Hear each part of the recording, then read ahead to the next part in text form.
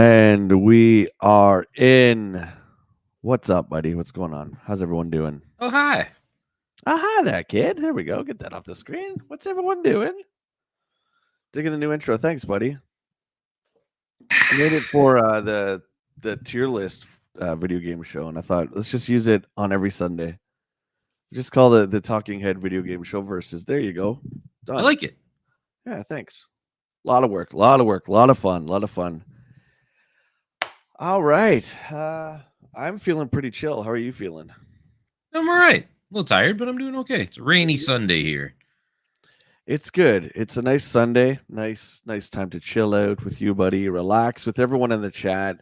Good to see you all. I just took my first couple sips, so watch in like 10 minutes I'll be like flying, but you're gonna have to give me a little bit. Yeah. Oh, there we go.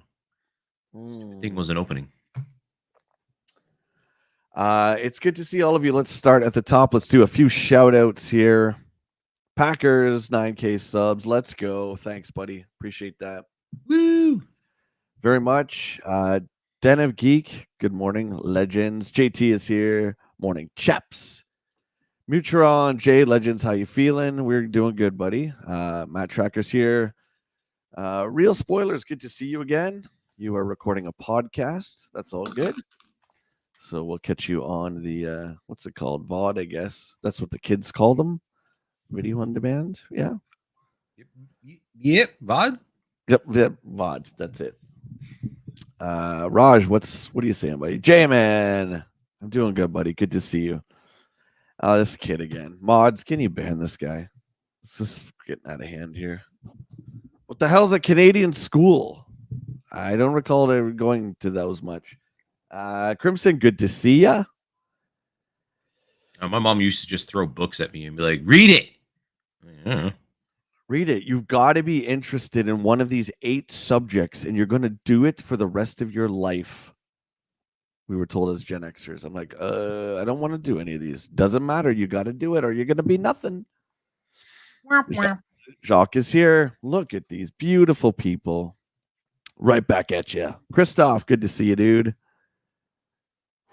Oh, dude, I'm sweating already. Sweating to the oldies. Cutthroat is here. Good to see you. I saw your comment, buddy, about the love for the TurboGrafx. Listen, there's nobody who loves the TurboGrafx more than me. I'll tell you that right now. But the poll was, which system launch would you like to relive? Can you remember the TurboGrafx launch? Because it's like nothing at launch. That's right. Nobody can. That's why. Yeah, so there you go. P90, what's up, buddy? Good to see you. Great stream of Rocket League this morning. Nice work. Jed is here as well. There we go. The coffee's kicking in. I'm getting a little louder. There we go. Willie, you got to slug that coffee back there, bud. Matt says, actually, hang on. Oh, we're going to actually eat already? Actually, my first experience with the PC was an after-school program when I was in kindergarten. Thank you. Well, we didn't have computers in Canada until 1996. That's a fact. Yeah, we're always behind here in Canada. We're behind in everything in old Canada. Yeah. Okay. I thought it'd be cool to. I don't know if this would be because we've been doing a lot of retro hunting lately. I thought before we get into the magazine and stuff. Hold that, right? Because you and I, my friend, we've been friends for a long time. We tend to think exactly the same. So I'm going to share. We didn't even talk before this. Yeah, I know. It's great. I'm going to share a little bit of the video. Oops, we don't want that. We want to share screen. There we go. So for those of you who haven't seen the latest game hunting video with Will and myself, we go to Brody's Collectibles. Here's a bit of it, okay? We're not going to play the whole thing, but please check it out. Leave a comment. Throw a like down. But this is, I guess, an ongoing video series that we've kind of started to do, and it's really starting to get some traction here. We got a lot of people on social media reaching out to us and saying that they really enjoy the video. Brody himself PM'd me and said, dude, you want Adventure Island? It's yours. I'm just kidding. He didn't say that. But wow. He said, no, he did. He said, thank you very much. And he posted it. Well, as I told you, he posted it on the Brody's Gaming Facebook page for his store. So we had a lot of fun. Yeah. Will's gonna show you something. In any of these videos that we do, I try and craft a story. Nothing is false, but out of everything that happens, we tend to have focal points on games we're looking for. Now, one thing I didn't do, I forgot to do, was talk about the games that we were hunting for, and I think that's because Will and I went to 2 stores, which I think was just too much for us to do Yeah, it in was a one lot day. in one day. Yeah. Yeah. So I forgot to do that. So I forgot to do the setup. But right there, Adventure Island, that's one of Will's favorite series. So that's one he was looking at. Will's other game was Secret of Mana for the Super Nintendo. I had my eye on the Ninja Gate inboxed ones. Wasn't anticipating to see that collection of TurboGrafx games, which was a pleasant surprise and one that really changed the course of that whole visit to Brody's, wouldn't you say? Yeah. And that was like on a whim. We didn't even know about Brody's until the first store owner actually told us about it. And we just went there on a whim because it was kind of on the way back. And I'm really glad that we stopped there because that store is fantastic. It's great. So, guys, please check out the video in its entirety. Leave a comment. We've had a lot of positive comments that people want more, and that's great because you know what? Those are so fun to make. So we're gonna keep them coming. Anyway, I give Will the floor. Well, I just thought since we've been doing a lot of that, I thought it'd be cool for any finds that we get. Oh yeah. Okay, I'll make you big and I'll go grab mine. Yeah. Yeah. Okay. So, if for those that watch that video, you know that what Jay got and stuff and whatnot. But you guys know, I'm a big fan of the Facebook Marketplace. So this week I actually got out and talked with a person here on the marketplace, and I was actually able to get this bad boy complete in box. We got Secret of Mana. We got the map in there. We got the manual. Even the postcards and stuff are all in here. Absolutely wonderful find. I love Square's box art. I mean, Square's this amazing. Is a little more complex than Final Fantasy, but it's beautiful looking, right? Oh yeah. Secret of Mana is such a great game. If you've never played that, I highly recommend it. Especially if you like Chrono Trigger. Did you catch when I was? Did you catch? You know how when we do the spotlight on the big games, I put gameplay footage. Did I capture myself? Did you catch? I put your name in the Secret of Mana. Did you see that? No, I didn't. The character's calling out, Will. Oh, yes, I did see that. Yeah. I thought that was pretty funny. Yeah. So yeah, these are the 2 I got. Again, we'll show Joe, G.I. Joe. This is beautiful. The game's terrible. It's all about that box art with rock and roll. And then we got Splatterhouse. And you know, in the video, I wasn't razzing Will about condition. What I was saying was that, focus, that you're going to have to maybe temper expectations because it is cardboard. But that being said, if I did find this game at this price and it was scuffed up or the book was bent or something, I would have left it behind too. So there you go. That's the thing too. Like when I look at this one, when I was comparing it, like you can look at the edges, everything there. Like it's pretty good compared to the one that we saw in store. Not to like knock Brody's, because like you know they have it there, but it definitely was like a lot more used and folded in and stuff. And I can't. It bugs me. I get it. There's going to be wear and tear, but you know, if I'm going to spend that kind of money on it, I want to make sure it gets the best version I can get. Right. You know what? You have every right to let it bother you. I mean, it's your money, it's your collection. So yeah, there you go. There you go. Skyfall, good to see you, dude. What's up, guys? Guys, don't forget to throw a like down on the live stream if you're enjoying it. If you like to support the stream as well, please feel free to do so. We're going to get into EGM number 25. And yes, I correctly numbered it this time. It's not 24, as Matt kept saying. It's 25. This is 25. So we're going to get into 25. We know J numbers.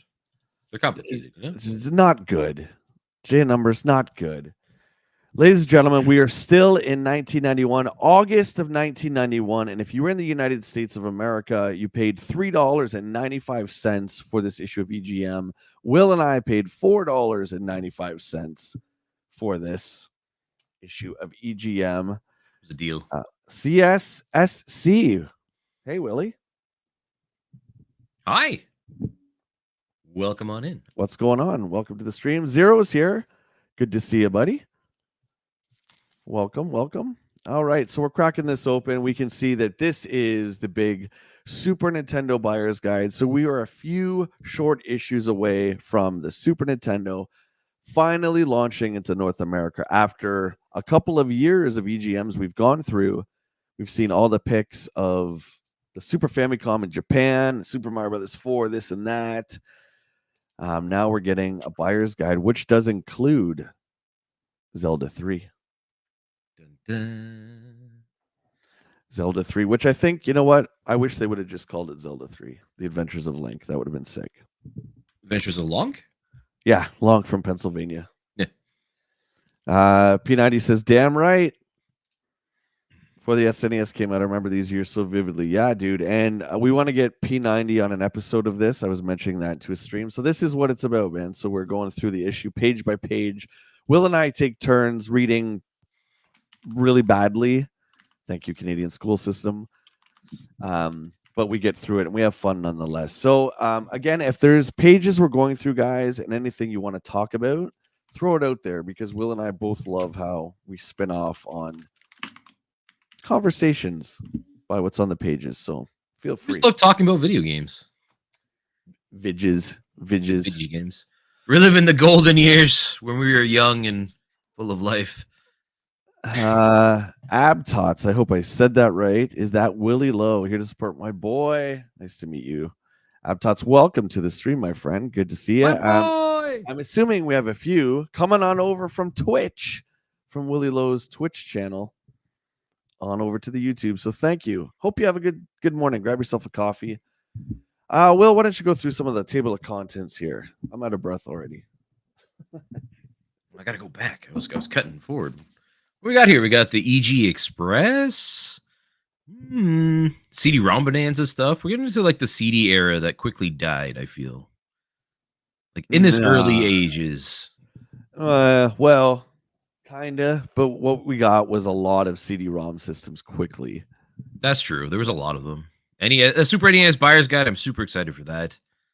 Get some more portable stuff. Came on. Let's see. Genesis. Who plays that still? Jeez. Neo Geo. A lot of great stuff here. Get into some Neo Geo stuff. All right, we're moving on. Robin Hood, Prince of Thieves by Virgin This game Games. keeps coming back. I feel like I'm going to have to put this on the list. There you go. And that's crazy because you brought that up a while ago. And yeah, I have no recollection, despite having a documentary about Nintendo games. I don't remember this one. Yeah, you think somebody who went out and attempted to collect all the original NES games would remember one of them. Dude, I forgot this one. But there you go. There it is. Robin Hood, Prince of Thieves, Stormlord. One that we talk about a lot because right here there was a naked woman with her chest hanging out in the game, and I think one of the advertisements had it, but they had to take it out. Oh, this looks sleek. The font is getting a lot bolder, and the background is getting a lot whiter and brighter. So we're getting really quality stuff here. EGM is back, baby. Well, I never really went anywhere, but it's giving us less of an excuse to read poorly, though. Screw up, yeah. Before we start, the editorial by Ed, and I feel like Ed is Will's guy. That I think Will should start off with this. But let's get to a couple comments. Jet says, I have a few friends who love video games, but they're not really into retro like me. That's why I like these streams. Oh, well, dude, I'm so glad that you're here. And I never thought, honestly, I mean, this show on Sundays that Will and I do is growing pretty quickly. I'm very pleased. I just wanted to do this because I have such fond memories of this magazine and growing up during this era. So it was kind of like just a fun thing Will and I wanted to do. And now I'm glad you guys are enjoying it as much as we are, is my point. So there you go. Yeah, it's great to see. I mean, it's really fun to go back and just kind of relive the days of gaming past. Especially with all our hunting videos. This is going to fuel our hunting even further. It's true. Jay, I have an important question for you. I don't have a credit card at the moment to pay online. If I were to mail you, no, my friend, no. That's okay. Don't you worry about that. No, any kind of donations to the channel are always through YouTube. But thank you. If you can't do it, you can't do it, man. It's doesn't mean you're any less welcome. I Yeah. just, this is what I do for a living. So I feel like I have to throw it out there just to, tell people that we do take donations for the channel. If you can't do it, you can't do it. Don't even sweat it. Don't even sweat it. All right, Willie. Ed is your guy. Let's start with EGM spans the globe. I don't know what this is about. They're going worldwide. Worldwide prestige. One of our main goals here at EGM is to put out a magazine which contains the most current video game information in the country. Our foreign correspondents have been able to supply us with the very latest info from Japan. I always want to say Japan like in Street Fighter. Japan. Japan. Yeah. Announce it.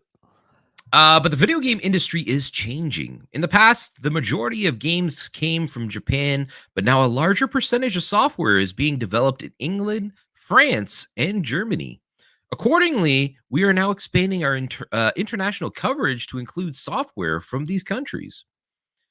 Also, ever since we became the authoritative source for games in the US, other magazines from around the world have come to us asking for permission to reprint information from EGM in their magazine. That gave Oh. us an idea. Why not create a worldwide network of game magazines? Oh, they want to take over the earth now. Look what's going on. They're taking We gave over. them too much power. Information would be traded between magazines and everybody would benefit. After several months of meetings between the best game magazines in the world, the World Net was formed.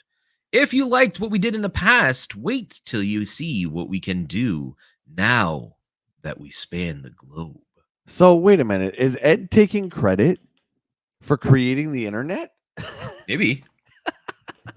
This is the beginnings of the internet. You've live here, folks. Ed Simrad from EGM fame was the one who created the internet. You heard it here first. Or maybe you heard it back then, but whatever. Am I up another change? Yeah, because it's like the halfway point. Another change that you may have noticed in EGM is the running of special interest publications. We have just set up a separate division here at Sendi called the Contract Publishing Group. The group will solely be responsible for the creation of the inserts which you have here in Electronic Gaming Monthly and other publications like Mega Play. These inserts will highlight and describe specific products from different companies in the game industry. To avoid any confusion, these inserts have advertisement and they are paid for by the respective companies. However, they are more than just ads. Since they are prepared by people who know games, these inserts will be informative. They will show and describe all the products of the respectable companies. Where am I? A good example of this is the Atari Lynx insert. It shows you everything you ever wanted to know about the Lynx. Let's go. It gives you insight with pictures of all the new games coming out in the near future. It is something that you would want to pick up and read. And from the letters we have received, it appears that you like these kind of ads. More are scheduled to run in the upcoming months. Check out the drop. Check them out and drop us a note and let us know what you think. Ed Simrad, editor-in-chief of Electronic Gaming Monthly. Cheers. Before we continue on, can I ask a favor? Yeah. Can we get a poll up to see how many people think we're going to see more Bishu in this magazine? In the magazine, sure. So Will, I don't know if you saw the poll. And then we're going to get to some super chats. The poll I put up was, what system launch would you want to attend and relive, Will? Would you pick the PlayStation, the 64, the Dreamcast, or the Wii? I would probably go with PS1. PS1 launch. Yeah. Sure. Yeah, there's so many. That system is such a powerhouse. And I would follow that probably by the Dreamcast. I would do 64 hands down. 0% for the Wii. That's shocking, actually. I think give it another 10 years and the Wii will be, like the PS1 is today. Everyone will be all over it. 52% for the PS1. Congrats. Shout out to Mo. Thank you for the $2 super chat. for the coffee fund. Appreciate that, buddy. And Jet, thank you for the $5. I'm sorry, Let's I go. do have to advertise that we take donations, guys. Again, I'm trying to run the channel here, so thank you so much, and I appreciate all the help. Okay, so you want to pull, Will? You want? Well, we gotta. If we're starting the magazine from the start, I feel like we should see if people want to see more Bishu or not, Are we or going if we're to going to see it. see more? Oh wait, are we going to see Bishu in this issue? No, looking ahead. Anyone who wants to read along, go to retromags.com, search Electronic Gaming Monthly 25, but don't cheat. Are we going to see Bishu in this issue? So, yes or no? Guys, let us know. CSC has a good point, is that the Wii probably got 0 because it's still like the newest of the consoles, right? I feel like a lot of people still fondly remember like being there for the Wii and the craze and stuff. Oh, dude, the Wii launch was so good. I mean, we worked it, right? But I mean, it was so great. People were so pumped. I was so pumped. And where we worked at GameStop, because quantities were so low, I don't believe that, but whatever. Quantities were so low, employees could only choose PlayStation or the Wii. So we could only pick one, right? We couldn't buy both systems. Did you pick PlayStation? What, in that last Wii? poll? No. Remember when we were working at GameStop? Yeah. When the Wii and the PS3 came out, it was like the same week. And our DM said employees are only allowed to buy one or the other. You can't buy both. Do you remember which one you bought? I got a PlayStation 3 because I waited. So I was one of those suckers at the launch of the Wii. Our good friend Mark and I waited out at the Walmart up in the north end of town through that freaking snowstorm. We waited outside for 2 hours so that at launch we could get our Wiis. So we were able to get one like the day of. We like stayed up all night playing Wii Sports. Yeah, I picked a Wii just because the innovation of the controller, knowing that PlayStation obviously was going to get that, but the Wii, I think everyone was excited for that. So just curious. Okay, are we going to see more Bishu? Yes or no? Zero, our good buddy, Coffee Fund. Thank you, mate. We'll put that in there. The $5 super chat. Much love to everyone who's helping to keep the channel up. I appreciate that and running. You guys are the best. All right. So we got Ultimate Warrior here. Did you ever play any of these Game Boy wrestling games? They're pretty rough, man. I'm just saying. No, not the Game Boy ones. Yeah. Warrior's got such a nice set of teeth. Look at those teeth. Good dental plan back in the day for WWF. We got the letters to the editor, our second favorite segment for the EGM reads. And we'll let Will start off here. This is great. So this is where you guys, or maybe baby versions of you guys, were writing angrily or happily to Steve and Ed at EGM and saying, "Hey, I want more turbo," or "Hey, I want more whatever." There's always a lot of demands in these mail-ins, right? Like, you're biased against this system, or show more of this, or I hate your reviews. You're like, come on, guys. Like, it's always show more this or show more that. Yeah. I love it. I love it. Okay. He loves the drama. Well, we might as well start off big. We got Sega CD-ROM update. Woohoo! All right. John Stickle from Huntington Beach, California. Yes. Writes in asking, I think your mag is terrific. You always have the most up-to-date info on all of the game systems. I own them all, and my favorite is the Genesis. I've noticed that on the bottom right of the system is a small compartment that says, do not remove. Is this where the soon-to-come CD-ROM will attach to the system? Also, I've seen several different versions of what this awesome CD-ROM may look like. You would really make my day if you would track down what this really looks like. How much will it cost? What games will be coming out for it? And show lots of photos. Wow, demanding. Started off really pleasant, and then you're just making all these demands at the end there. Then John Mason writes in, Along the same topics, the Sega CD says, I'm totally addicted to your mag. How you constantly have the most current info is beyond me. But keep it up. Especially loved your Genesis CD-ROM coverage. About this, I have a few questions. What is the release date? The price range? Also, what game will come packed with it? There you go. I scrolled. There we go. I'll read this one and then I'll read Ed's reply or the editorial reply. I don't know if Sure. that's Ed Yep. replying or not. I think it's Ed still. Yeah. Jake Lennington, Rush City,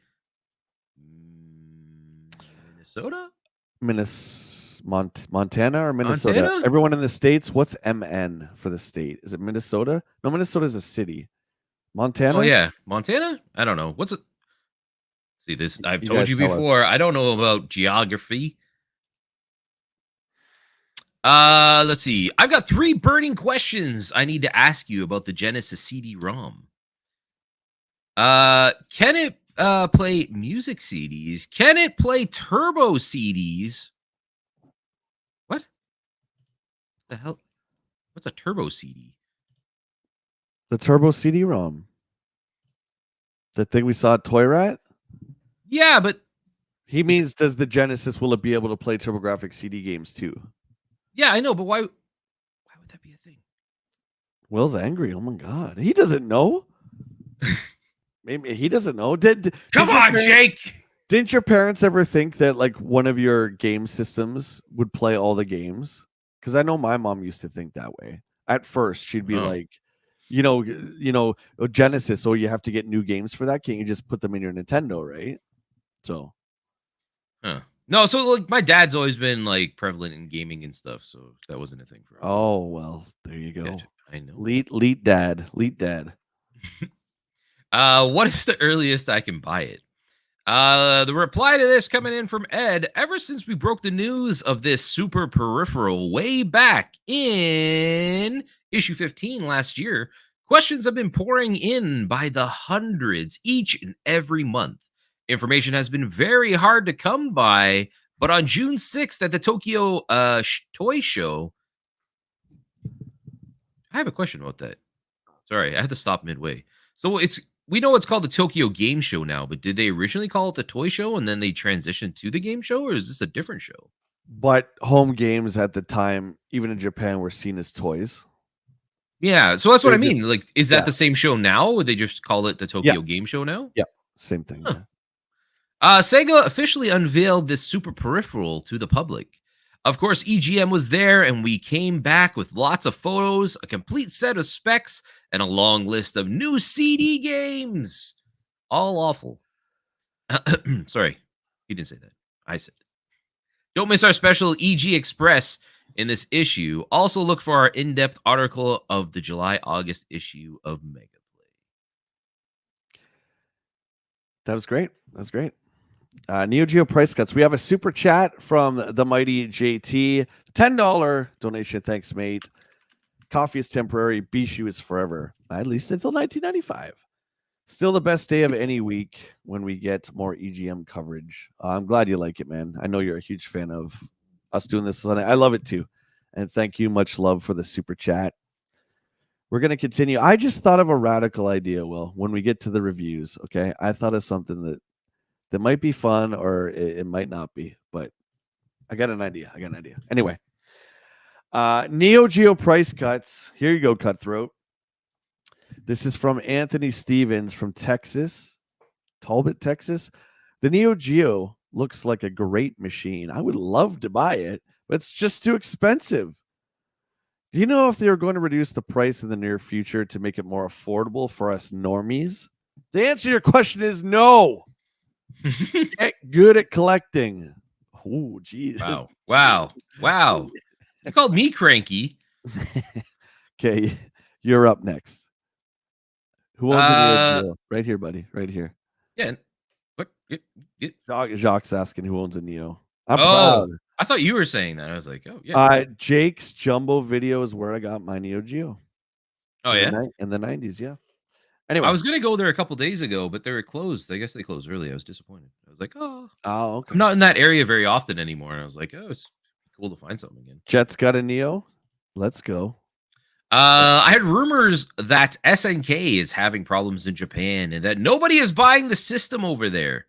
There is talk about a big price cut in the system and software. Is this true? From William Taff from Pittsburgh, Pennsylvania. Who lives there? Okay, and now we're back to Dwight from Dunder Mifflin. Dwight says SNK is claiming that their Neo Geo is a 24-bit system. How can this be? Wow. I thought that it uses a 68,000 processor.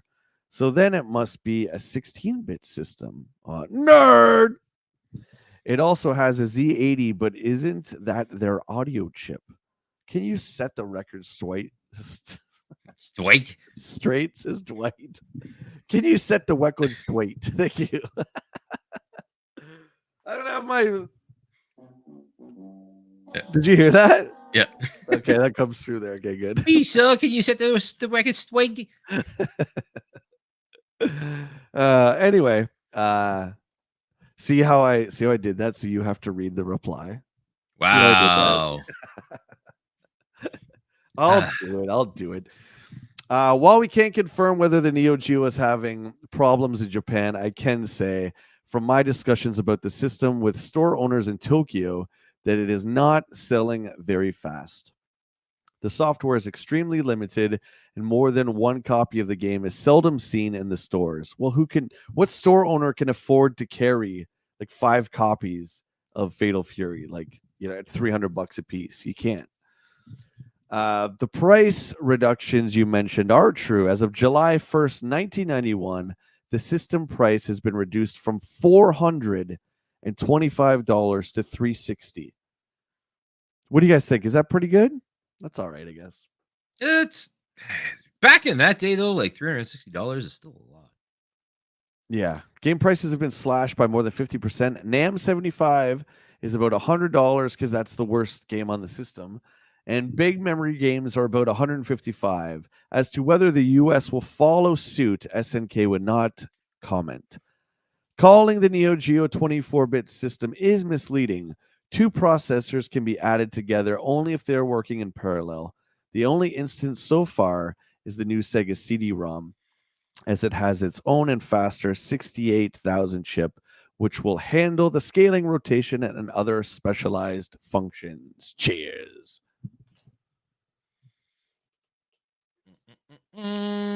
Panther is dead. What's wrong with the Panther? Is it okay? The Panther is what became the Jag. The Jag came out of that, yeah. First of all, am I hearing you through you? Hello? Hi. I heard myself through you. I think I heard you. Like reverb. Sorry. First of all, I think your magazine is great. I really like how you always get the scoop on the other guys. You were the first to tell us about the Genesis, Super Famicom, Neo Geo, and Panther. Anything new to report on the latter? 1 meg ran the specs. Thanks, Brian. Okay, 1 meg. Great. Ed responds, we are sad to report that the Panther is an extinct species. Atari has killed the project in favor of the new one codenamed Jaguar. Oh! We got the name in 1991. Woo-hoo-hoo-hoo. Okay, what would you guys prefer? Do you think the Panther sounded better or the Jaguar? Jaguar. Think so? Oh yeah, the Jag, because you call it the Jag. All the cool kids. The one kid who had it called it the Jag. I got a Jag. Got the Jag. Let's go play Jag. You don't want to go play with the Pant? I'll play the Panther. Play the Panther. It's not Jaguar. Would you believe 2 big 68,000 processors running in parallel? What's that mean? Your second point is a bit of irony to it, Brian. If that is your real name.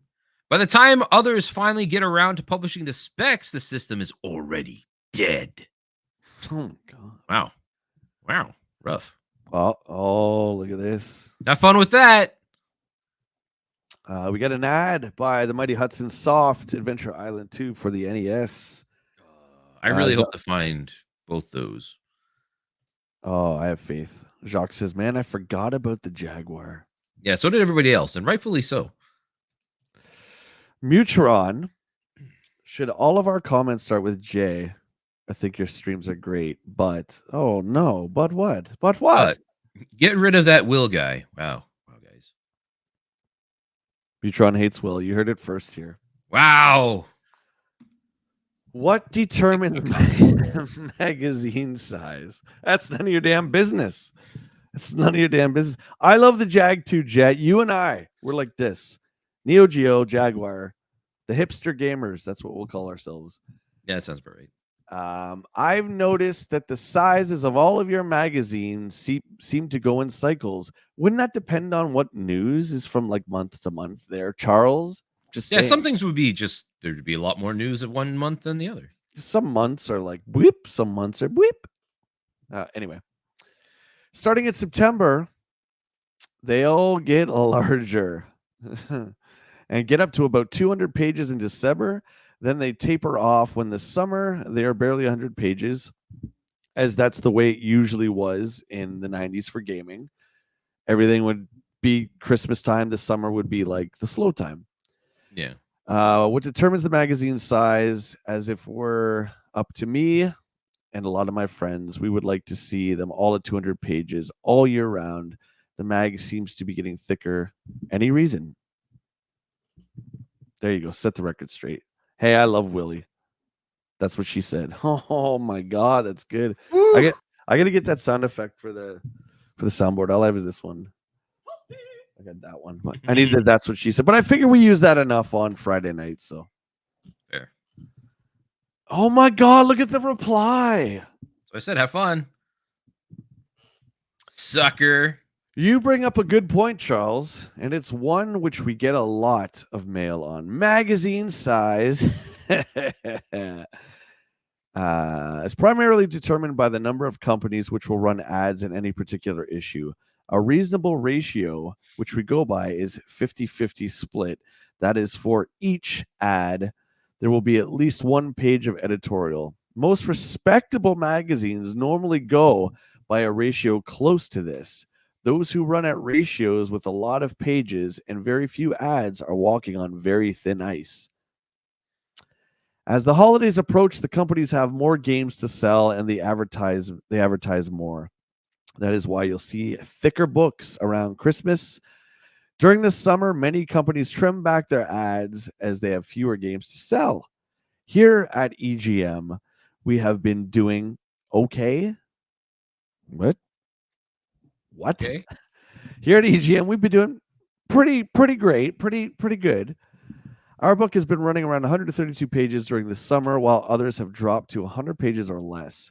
Account of the advertisers in any particular issue is a fair indication of how well that magazine is doing in the eyes of game companies. Interesting.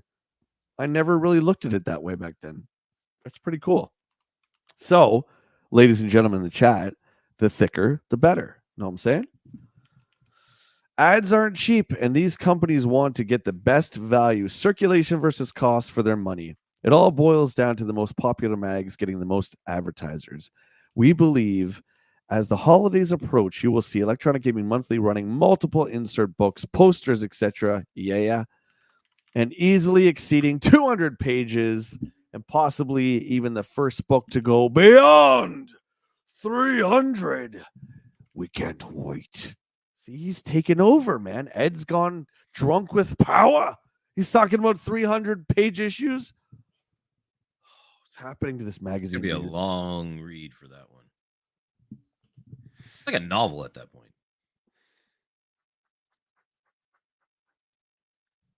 Okay. Are you good? Come on, let's go.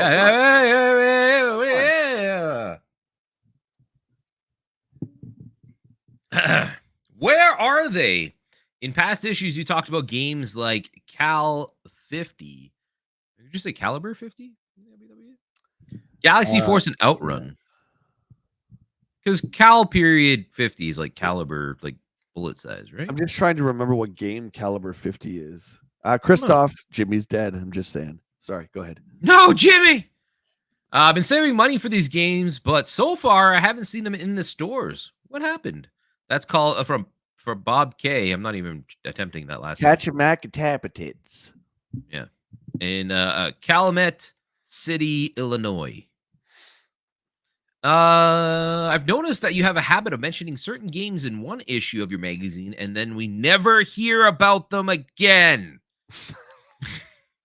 Why do you do that? Whatever happened to Mercs, Vapor Trail, and Dando?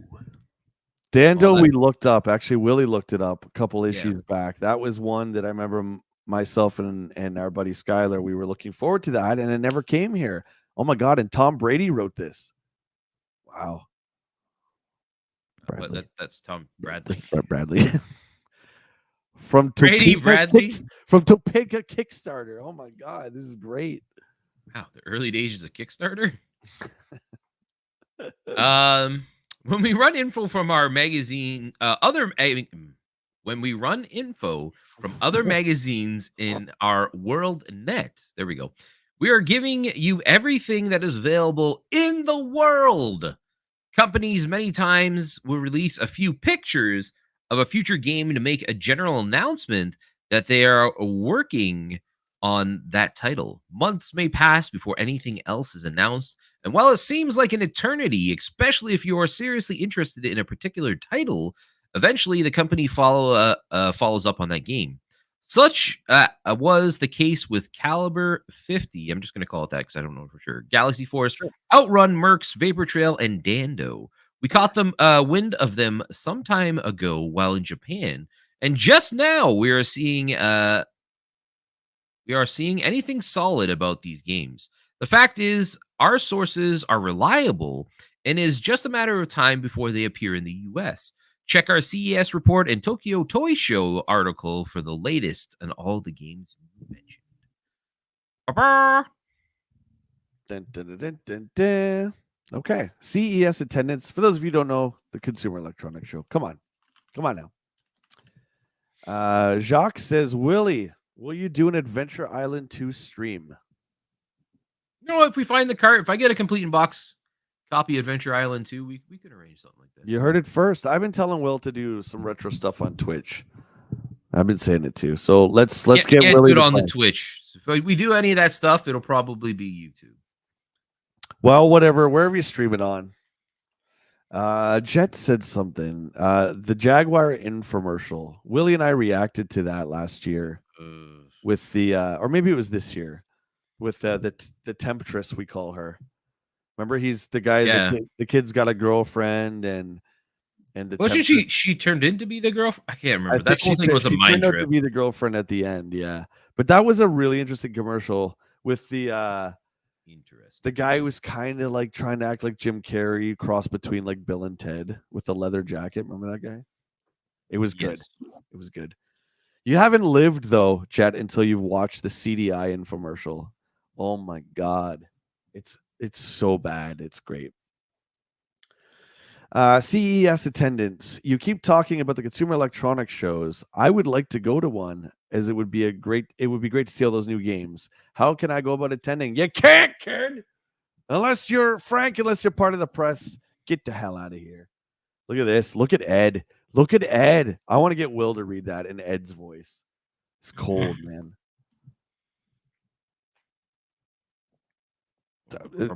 I'm getting ready. I'm getting character. Okay. Sorry, Frank. These shows are limited to people whose work is directly related to the industry. Oh my God. Oh, R.I.P. Frank. He never played another game again. Murdered his hopes and dreams. Can I do a Banjo-Kazooie live stream? Ooh. Banjo would be good. Maybe, Raj. I would be more inclined to do a rare replay stream and just kind of dabble. We did actually do a banjo one, and without practicing it, I forgot that beginning tutorial is brutally long and extremely boring. The game is great. Just I would probably put in the rare replay disc and just go through a bunch of rare games. Might Have you done imagine. Conquer yet? I feel like you did. You do Conquer? I've done Conquer a couple times. Yeah, Yeah. yeah. Duplicate inserts. Who cares about that? Might and I don't know. It's a complaint. We got to read it. oh, Duplicate inserts. I've got several complaints. This is Eric Schlibs from St. Paul's, Missouri. Missouri, right? Yeah, Missouri. I have several complaints. First, I saw your links insert in another magazine. Was it an ad? Why did this happen? Second, I hope you guys are happy. I called Sega, and the Phantasy Star 3 book is, as you stated, separate and not included with the game. Now I will have to pay $70 for a game and then $20 for the book. Eric Schlimmick. Oh, Eric. Video games are tough, buddy. I feel like I have to read this one because it's William Goff. Oh, it's Minnesota. Thank you, CS. Appreciate that. Yeah, so we got the Phantasy Star hint book bundled with 2. But the 3, well, Sega, kind of wisened up and realized they could make an extra 20 if they sold the book separate. Plus, it's like a giant regular size hint book. So it's not like the small one that the other one had. Yeah, the other one was like a novel. Yeah. All right, that makes sense. All right, William, you can read William. All right. Is it true that Sega will charge $20 for the Phantasy Star hint book? What will happen with Shining and the Darkness? Will that book cost $20 also? Oh my god, this is great. I love the entitlement. The angry ones look, are always what do you guys have to say in the chat? Do you think it's Sega's fault? Sega bundled the hint book, which was like a novel size for Phantasy Star 2 with the game, and then with 3 they didn't, and with 4 they didn't. I don't know, man. It's just business. Like, come on. Yeah, there you go. Just like anything, right? Like, vote with your dollar. If you don't like the practice, don't spend the extra money, right? Exactly. Well, guys, while we voiced our opinions about packaging a hint book with the game, it is very doubtful that Sega buckled under the editorial. For a hint book to cost $20, it has to be huge. Odds are that because of its size, Sega couldn't fit it in the game packaging, which is of the standard size. Even then, Sega had really wanted to be generous. If Sega, really wanted to be generous, they could have put a coupon in with the game that you could get the book for free at a reduced cost, which, by the way, never works. You take any of these coupons from the manufacturer to any of these retailers, and they all look at you like they don't know what this is, and it never works anyway. So it just damned if you do, I guess, right? True. Nothing has been determined about Shining in the Darkness yet. The Atari Lynx insert, which we ran in issue 21, was a product of our contract publishing division, as was the Turbo, RoboCop, and Electronic Arts inserts. What the respective companies do with the insert is up to them. We were very pleased, though, to see that the Atari insert running in all of the reputable game magazines. I think that's pretty boss of EGM to have the stuff they made and competitors like Video Games and Computer Entertainment and GamePro. So hats off to EGM. After all, as stated in previous editorials, it's our goal of our interaction policy. What?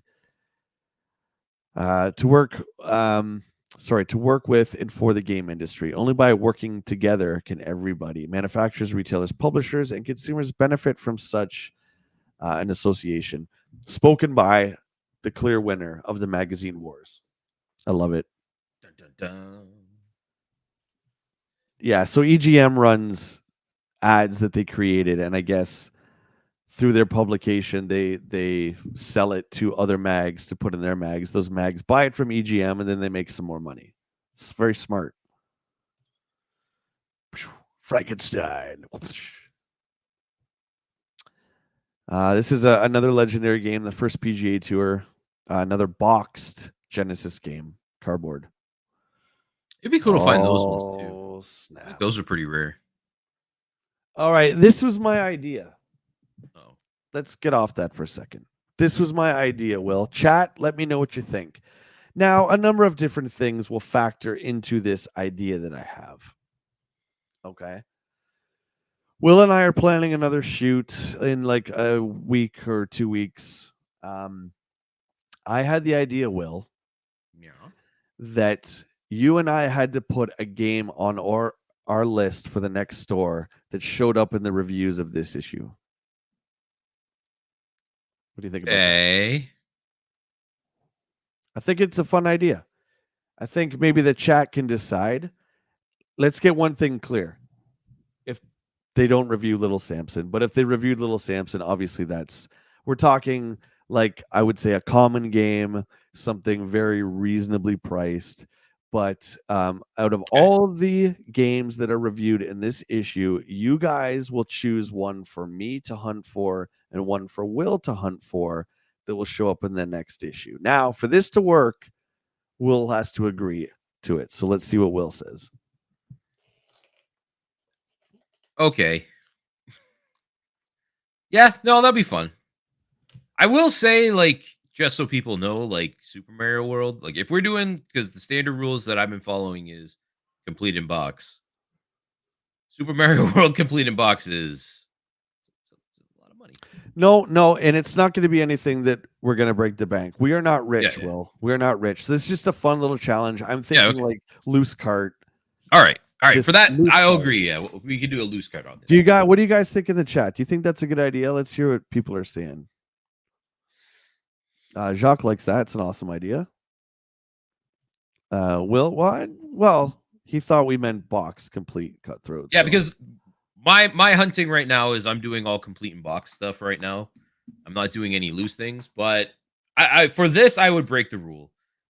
Look at this guy slamming you. Come on. Wow, JT, you're not wrong. I already just started looking. Got my Uh, phone ready. Shout out to Batstan and Dale.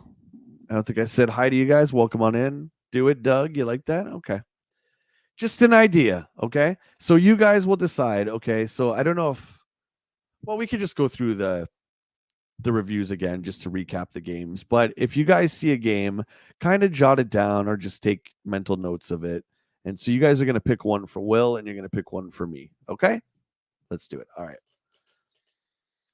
Okay, buddy.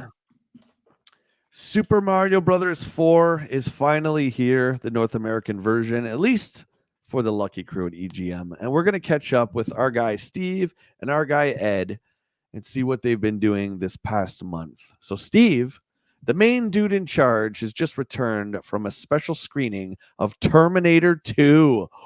Don't spoil it. Don't spoil it, Steve. Don't worry, he's back to work.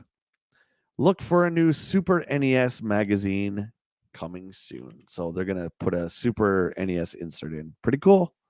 What's Ed been doing? Ed's back from Tokyo Toy Show with a suitcase full of new carts. His favorite is Super R-Type by Irem. All we hear him say is how great the Mega CD-ROM was.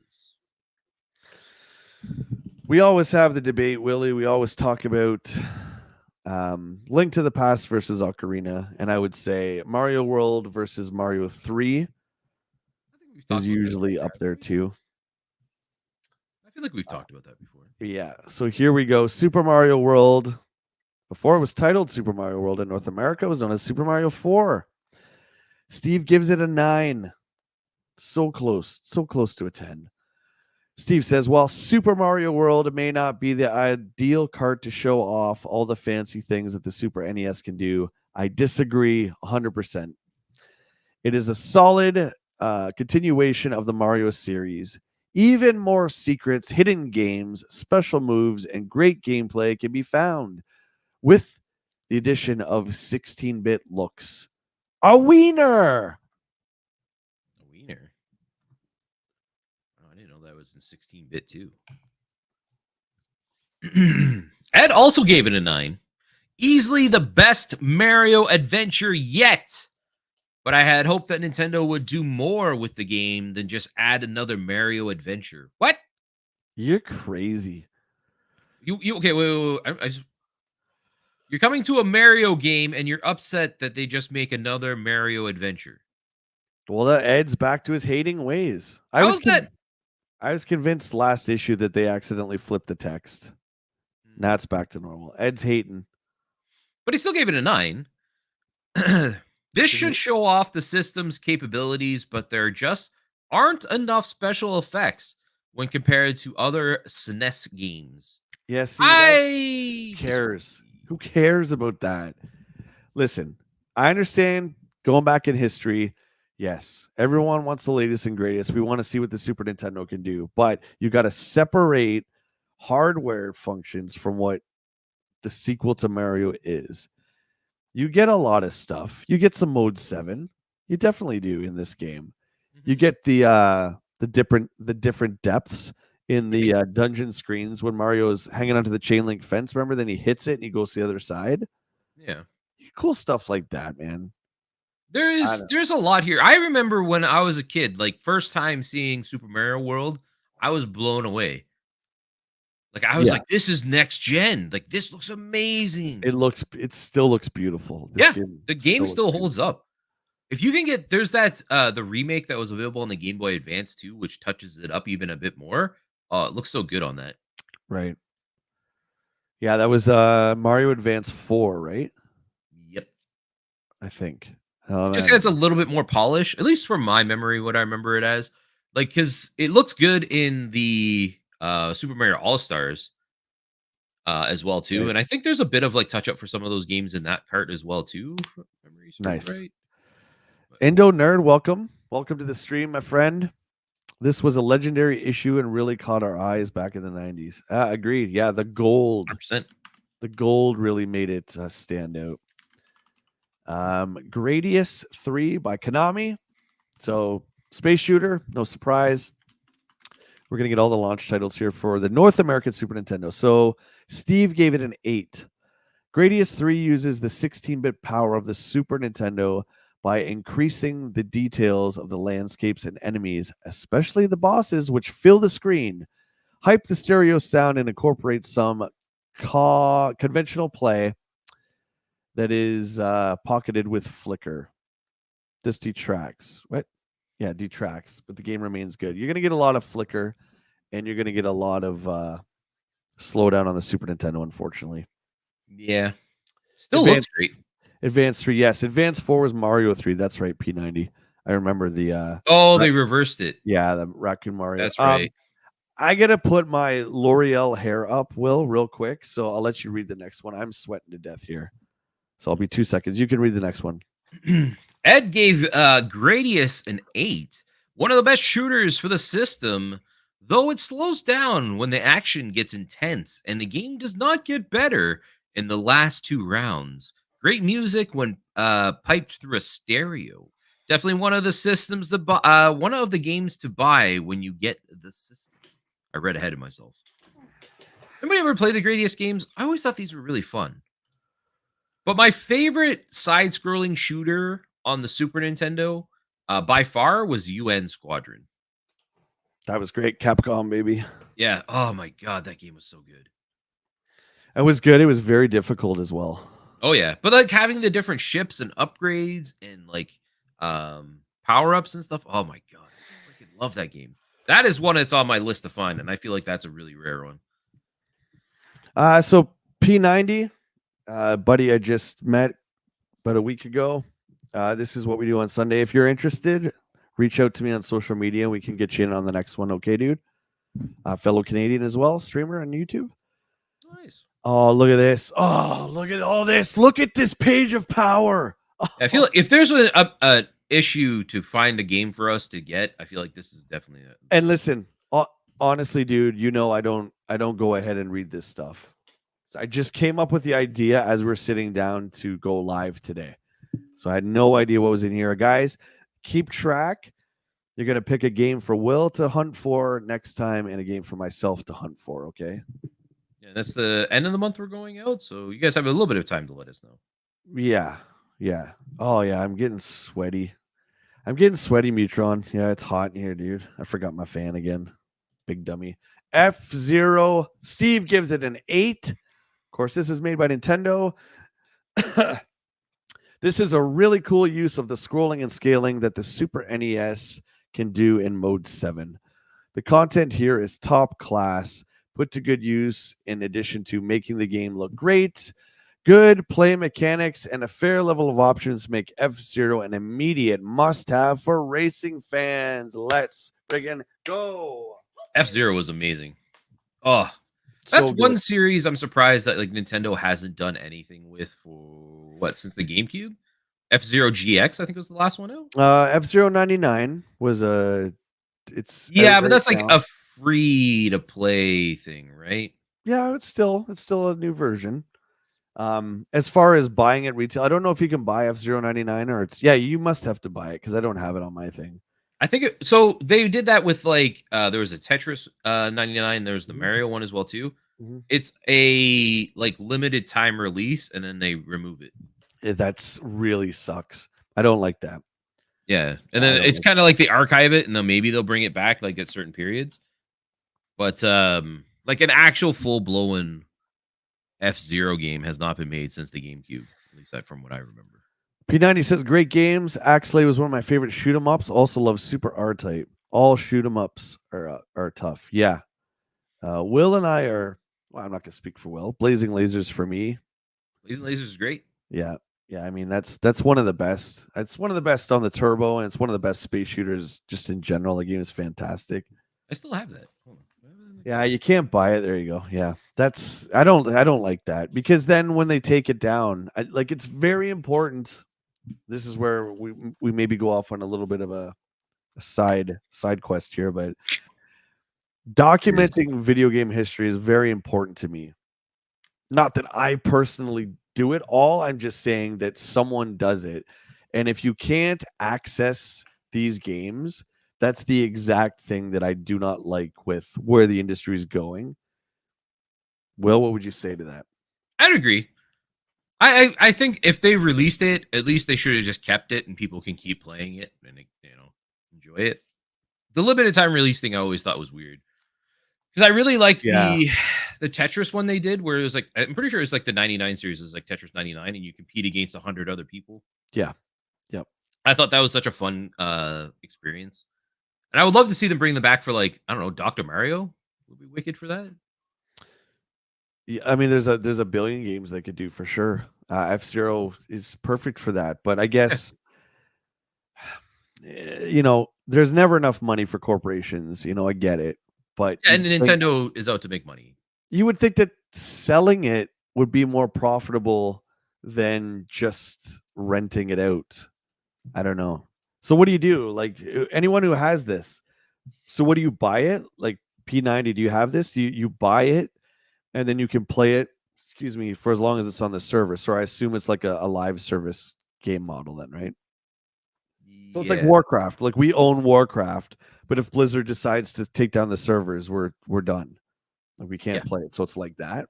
I'm pretty sure that's the way it works too right now because like you can have those downloaded on your Switch, but Yeah. now that the servers aren't in like active, you can't play it. That's a shame, man. That's a shame.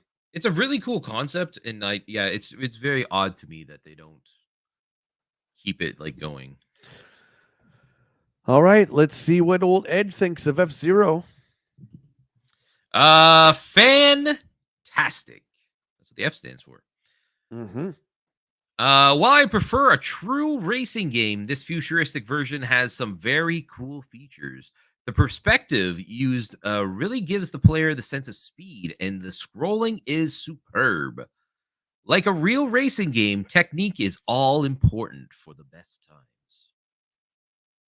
Yep. A fantastic game. I still think it's the best one. And I won't say that for like Mario Kart. I think the Super Nintendo one is the worst one now. But I would say the Super Nintendo F-Zero out of all of them is the best. Even though the GameCube one's awesome, 64 one's awesome. See, I would rather play Mario Kart Super Nintendo over Mario Kart 64. Really? Interesting. Yeah. Interesting.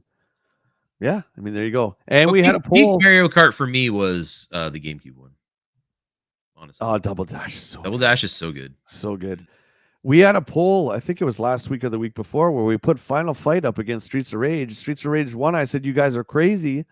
And now here we go. And it's come to fruition. Side to side, the Super Nintendo version of Final Fight, which is missing Guy, against Streets of Rage. So here we go. Final Fight by Capcom for the Super Nintendo gets an 8 by Steve. Final Fight looks and feels like the arcade version on which it's based, but without the two-player cooperative, it just loses something in the translation. The gameplay is too easy, but if you're in for a good fight, they have great graphics. Final Fight should fit the bill. Yeah, I forgot about the two-player being missing too, so that's pretty rough. That's pretty rough, man. You want to play two players with this game. Ed gave it a 7. I can't believe that with this super system, Final Fight couldn't have been a 2-player game. If Sega can do it, Capcom could have also, unless the game was rushed. Just to get it out for the Super Famicom was when the Super Famicom was introduced. I don't know why I'm having such an issue. Well, he's cutting out words. He's basically saying unless Capcom rushed it to get it out in time for the launch of the Super Famicom, but he doesn't have enough space. Saying it weirdly. I don't know. Yeah. While it plays great, it could have been better. That's fair. I can't remember. Has anyone out there played any of the other Final Fights? Because 2 and 3, not talking about Final Fight Guy, but Final Fight 2 and 3, they added the 2-player. So I'm guessing it was rushed, which is not like Capcom, but there's no other explanation as to why I couldn't do it. The next Final Fight we got was on the Sega CD, and that was like almost a perfect arcade port. I think it would be fun. I think something down the road is you and I should get together and we should play some Streets of Rage 6 or 4. Sorry, 4, 6, 4. Yeah, yeah, the latest one. F-Zero was awesome on the Super Nintendo. Super tough. I agree. Jacques says, I prefer Wacky Wheels over Mario Kart. Huh. Yeah, 4 I'm thinking of. Yeah, 4. The hipster in me wants to say Atari Karts is better than all of them. But that would be a lie because it's horrible. Okay, Streets of Rage. Here you go, Jacques. Streets of Rage for the Sega Genesis 9. Now here's a real version of Double Dragon on the Genesis. Streets of Rage blows away all other home fighting games with superb graphics, terrific interaction, and more forms of attack than you can imagine. A winner in a category that has been sorely lacking on the Sega 16-bit. Congratulations, Streets of Rage. You win for now. I think even today, because no way. When was the last Final Fight? Streetwise on PS2, which was like it was all right. It was more like a, what is it, like the 3D brawler game? Is that the one I was thinking of? Yeah, it's. You remember the bouncer? It's exactly like that. Yes. Yeah. Okay. Case in point. Streets of Rage also gets a 9 from Ed. This is the way a fighting game can be made when the programmers know the system. Easily the best fighting game ever with moves that are unique. The 2-player version sold me on the cart, and with games like this, Genesis does what Nintendo. Wow. He didn't finish it. Like he doesn't mention anything about weapons or specific abilities or levels or anything. He has to use like the Sega slogan to fill up his review, and I'm disappointed. Yeah. Some of these reviews aren't great. That's not good, bud. That's disappointing. But this screen, this page here is pretty impressive in terms of games. All right, let's see what we got next. Best game ever. Stop showing Lolo. So dumb. It's so dumb. I'm gonna get a copy of Lolo 1 eventually. I'm sorry to hear that. Just to annoy you. Listen, you can't judge. You bought Bubsy. You can't prove that. There's no video anywhere that documents that, my friend. Nice try, Pretty though. sure there is.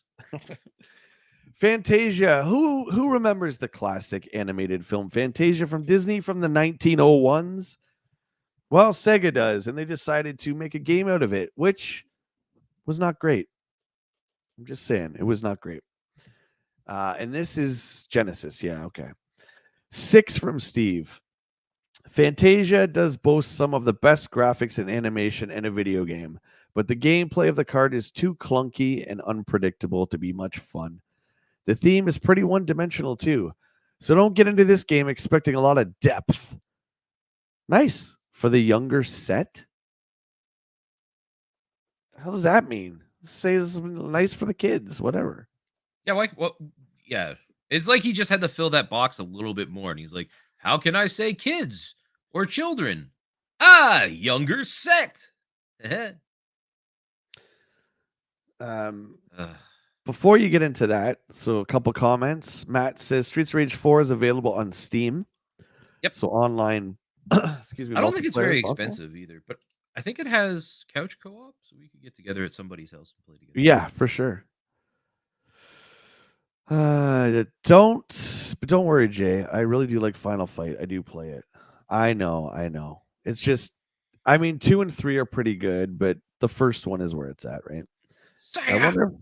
Indo says, I wonder if the reviewer said Sega really loud in the commercial. Sega. All right, you're up. The music is fantastic, just like the old animated classic. The graphics, likewise, are exceptional with great animations and backgrounds. However, no matter how great the game looks and sounds, it has to play well.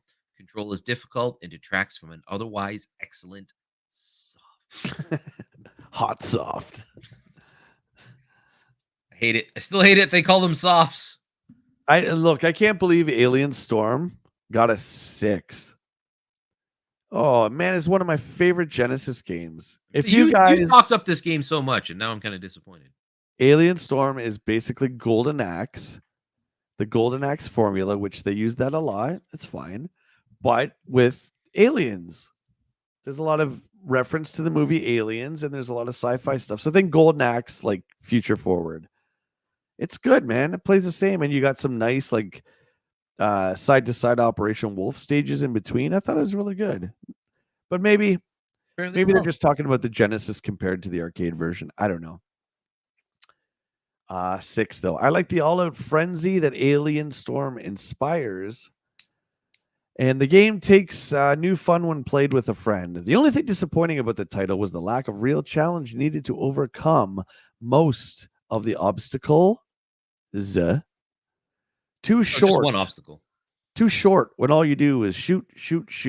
Listen, Steve. Look, you're on thin ice, kid. What would you like to do? What do you want to do? Like, did Steve go on to invent the first MMO? Like, what do you want, man, from a beat 'em up? Yeah.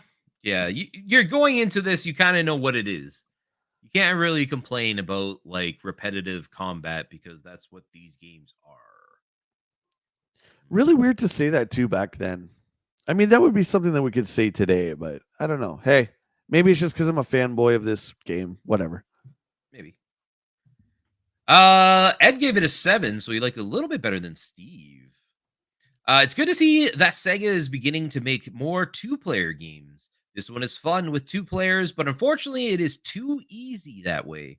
It's about right playing alone. Good graphics and control. Animations are well done and humorous at times. Is it meant to be humorous? I mean, it's all right. It's pretty good. Did anybody see the new Alien movie that came out? Anybody see that over the weekend?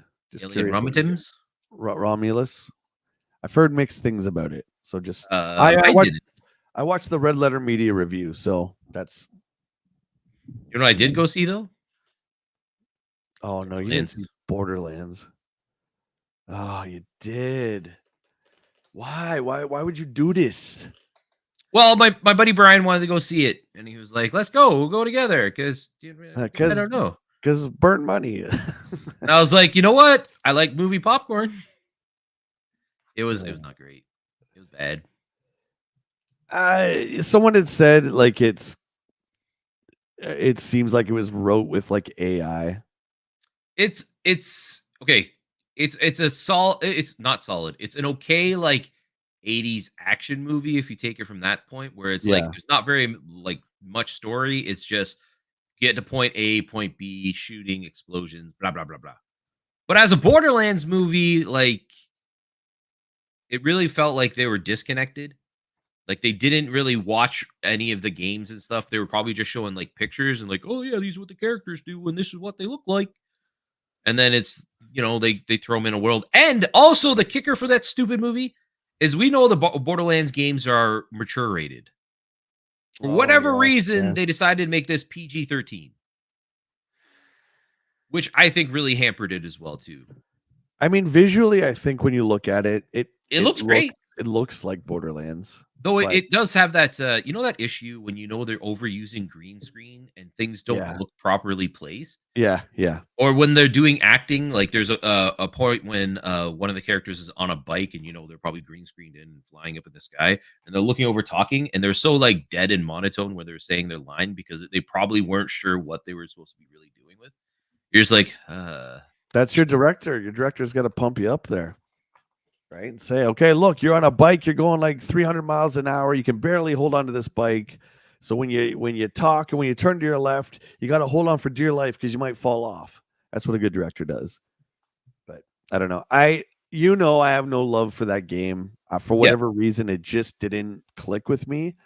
So you know what? I don't even know if I would watch it if it was on stream now. I know I said I would if it was on stream, but I don't know. Maybe We if we were bring going to back, do one of our game reviews, I would do it. man, we haven't done one of those game movie reviews lately. Yeah. I'm not going to go pay more money to go see that though. Cutthroat pukes at the notion of the Borderlands movie. It's such a missed opportunity. I'm super sad. P90. I have to go to the cinema for the movie popcorn also. Yeah. You can't beat that. They gave me a free refill on my large popcorn when I left. So technically I got 2 bags of popcorn. I was happy. Oh, nice. Nice. And it's not bad for you. It's just empty calories, really, unless you put a ton of butter on it. We're only here for a short time. I'm going to have a good time while I'm here. If you haven't played Borderlands, you'll semi-enjoy the movie. If you've played Borderlands, forget about it over here. Yeah, forget about it. There you go. Hardball. Oh, my God. By ball. Ballistic. Hey, Will, let's start a game company. What do you want to call it? What about ballistic? Let's call it Dong Games. That's like along the same lines as Ballistic, I find. If we make a game company, we're just going to call it the Dusties. The Dusties, yeah, exactly. Let's call our company Ballistic.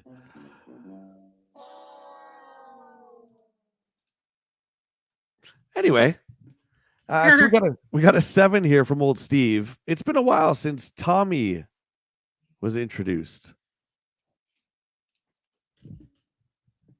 What am I not getting? Oh, Tommy Lasorda baseball for Genesis. Right? Okay. I don't know. It just says hardball to me, but I'm looking through the text. I don't see Tommy anywhere. It's been a while since Tommy was introduced. I assume they mean it's been a while since Genesis got a baseball game. The last game was Tommy Lasorda baseball. There you go. So Ballistic hits us with hardball. Converted from the computer, hardball plays a decent game, but there aren't a lot of bells and whistles that really jazzed me. It does have its merits, however. It should please most sports fans. I'm going to pass on hardballs. Thank you very much. I'll stick to Tommy Lasorda over here. It looks nice though. That screenshot looks pretty good. I like the sprites. I like the thick black lines. I like that. Makes the characters pop out a bit more. Yeah. Hey, Ed likes it too. 8. That's pretty good. Give it an 8. Easily one of the best playing baseball games around. Great graphics. And the pitcher batter screen is exceptional. Lots of pitches to choose from and a wide variety of subtle moves and options built in. It will take some time to really learn how the game plays. Throw ball, hit ball, catch ball. Ta-da! Plays. Oh my God, who's this guy? David, Uh, professionally. wow. David, if you're watching, send me a DM. We got to have you on the show. I This feel is- like this is early us, right? I guess if you're out there making content and to any successful degree, technically you're a professional gamer. So what? I was not supposed to. I shouldn't make fun of him. Is that what you're saying? He's your predecessor. Well, I mean, I can confidently say that I probably look like this too, just with longer hair. Well, we don't know. He could have a ponytail behind him. I don't think so. I think he's got like a hair hat. I think he's got a hair hat. Rosemary, how you doing? From Facebook land. Good to see you. Come on over to YouTube. Come on. Good to see you. Hope you're having a good day. Who's Adam Goldberg? I recognize that. Who's Adam Goldberg? Anybody know? It will take some time to really learn how the game plays. My dude, that was your job. You're supposed to do that while you review a game. I agree. And we talk about this too, Will. What would you say? What percentage of the game should be completed before you can actually write a competent review on it? I think it depends on the type of game. Like a baseball game, I'm sure you could probably do a handful of games and be like, yeah, I get the gist of it, right? Like a sports title of sorts. But a role playing game, I feel like you would have to at least complete the game, right? Yeah. Because like there's going to be that final boss battle, which could be like a game breaker for a lot of people if there's an issue, or it's overly difficult, and you want to have like a conclusion to the story that be like, yeah, this was a good ending, right? Yeah, I would say 3/4, which is tough for RPGs, but yeah. Bat Stance says 60%. Yeah. Yeah, I would agree. Goldberg's TV show. I don't even know what that is either. No, dude, that's on me. I don't know what that is. Like, It's not your Bill fault. Goldberg? Yeah. One sec. Oh, okay. Well, uh, it's time to learn a thing or two about fun, friends. We're gonna learn about Arceus Odyssey. Okay, thank God he's back. I had to get my coffee refill. Sorry. Sorry, my bad. We're back. All right, let's move on with the reviews. Some really, really great reviews today. Guys, I want to say thank you so much for joining us. Hope you're having a good time on a Sunday morning. Nice, chill Sunday, hanging out with Willie, me, and of course, you guys. Can't do this without you guys. Rock and rolling. We're going to continue. Jeff Gignac is here. What's up, dude? Good morning. Morning, Jeff. Goldberg's is a great show. I've never heard of this show. Me neither, man. I guess we're playing too many vidges. I don't know.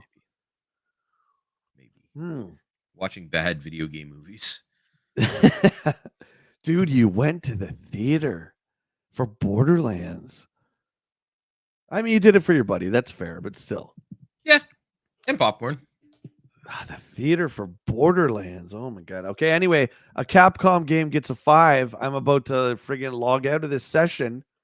This is ridiculous. Okay, before we read the review, though, did you like The Little Mermaid? I remember really liking this game. I've never seen it. Really? I haven't seen 90% of the Disney movies. It's just not my thing. Huh. Yeah, it's not. But this is a Capcom game. More importantly to me than the fact that it gets a 5 from Steve over here. Frickin' Steve. I've got to review this game with the right attitude because after all, it is for little girls. Wow. Whoa. Steve.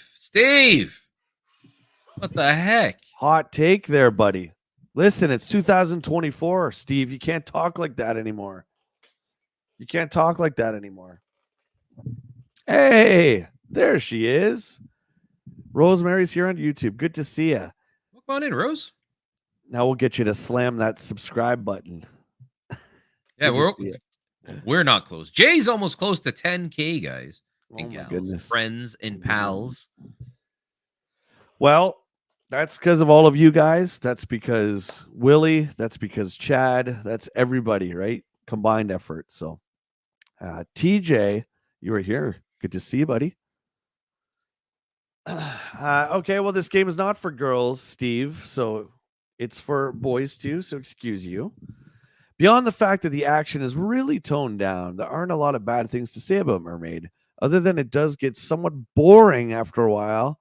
Little girls should love it. I don't. Dude, I Steve, don't like it. I don't like this review, Steve.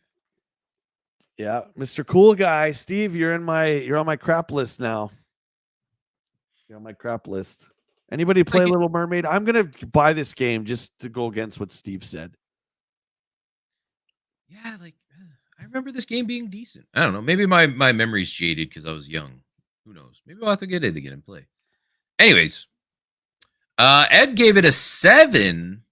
I have to give Capcom credit for going after a niche market. For that purpose, they have succeeded, as it is a decent game. Serious players don't have to be warned about game, as the title says it all. For the younger player, this is a must have, as it is a great non-violent game. How many people out there love The Little Mermaid? Raise your hands. It's totally fine. Like the movie?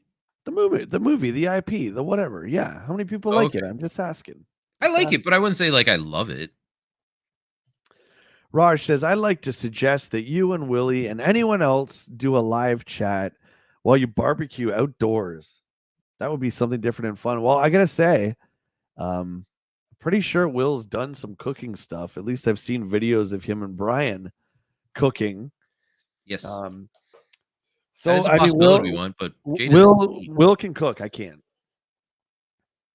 We could do something like that. We have to do it sooner than later, so everybody get that out there and get Jay up to 10K because that colder weather is coming. The cold weather's coming. There is the only thing I've ever done outside was that video I made where I was playing with the GI Joes in the snow. That's like the only thing. But there you go. Let's go, Jeff. There you go. Big fan of Little Mermaid. Oh no, Jay oh no, fights read that Steve again. too. The Revenge Inning. You didn't say Little Mermaid.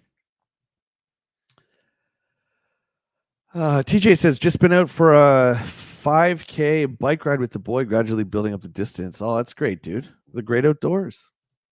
You went outside? I haven't been outside since 1986. No, I think it was the Halo 2 launch was the last time I was outside. Wow. Okay, so we're on to Robin Hood. Is this it? Yeah, that's the Robin. Yeah, it is the Kevin Costner one. 4.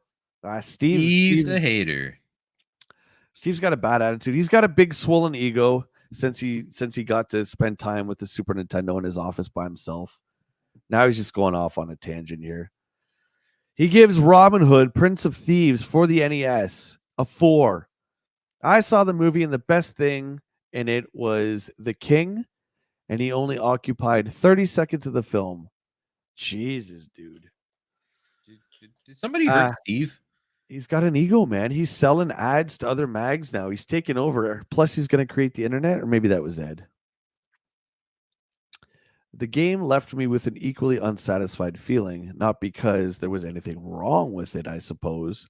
What wrong with what I was supposed to be doing for a while? I just realized it wasn't much fun. I butchered that one. My bad. 4. Ed though really liked it. He liked it. He What gave was it a that? 7. He liked it. He gave it a 7. Ed really liked it. It's the rum in my coffee. Yeah, we need a sip. You need to get text a refill. That's what I did. Ashley's not here. So I'd have to go upstairs, which I could. Feel free if you want. Let's see. 7. Not much of an action game, but it isn't supposed to be. As a quest game, it'll make you think, and more games should be made this way. Graphics are okay, but not exceptional. I feel like you just left it at okay. The quest is about the right length and rather straightforward. No real tough spots to stump players. It just looks like a boring game to me. I loved the movie, loved Bryan Adams and all that went along with it, but I don't know. Maybe I have to watch some gameplay. Jay will be hitting 10K. Bring anything additional from YouTube, like a plaque. No, I think it's no, 100K yeah, 100,000 is the silver play button, and then the gold is 1 million. million. And then they have more after. I think the next one after that's like 5 million. Yeah, yep. I mean, that's a little ways off, just a little ways. Just a little bit. All Not that right, far off. Turbo Graphics. Here we go. Here we go. Bonk 2. Steve still doesn't really like Bonk.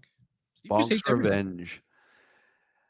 1991 was Turbo was getting up there in age. There's pretty soon that they created the Turbo duo.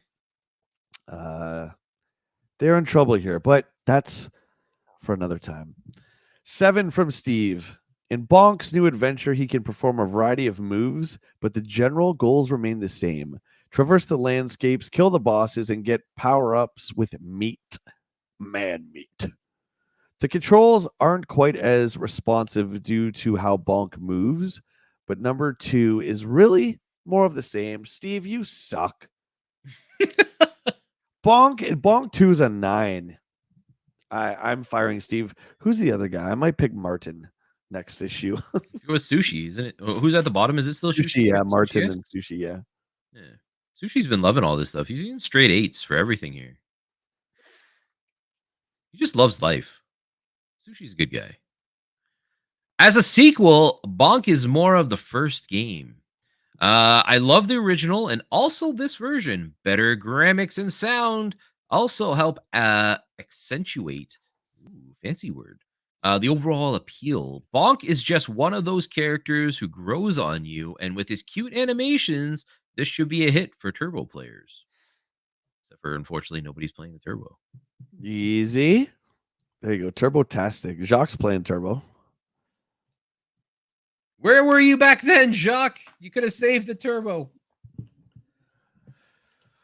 Mega Man for the Game Boy. The little blue bomber has finally made his way to Nintendo's portable system. Here we go. Bonk 2, the bonketing. It's actually Bonks 2, the Revenge. Thank you very much, Metron, by the way, actually. 8. Oh, of course they love Mega Man. Of course they love It's Mega funny when Man. they always complain about some games being too hard, but then like Mega Man gets a pass.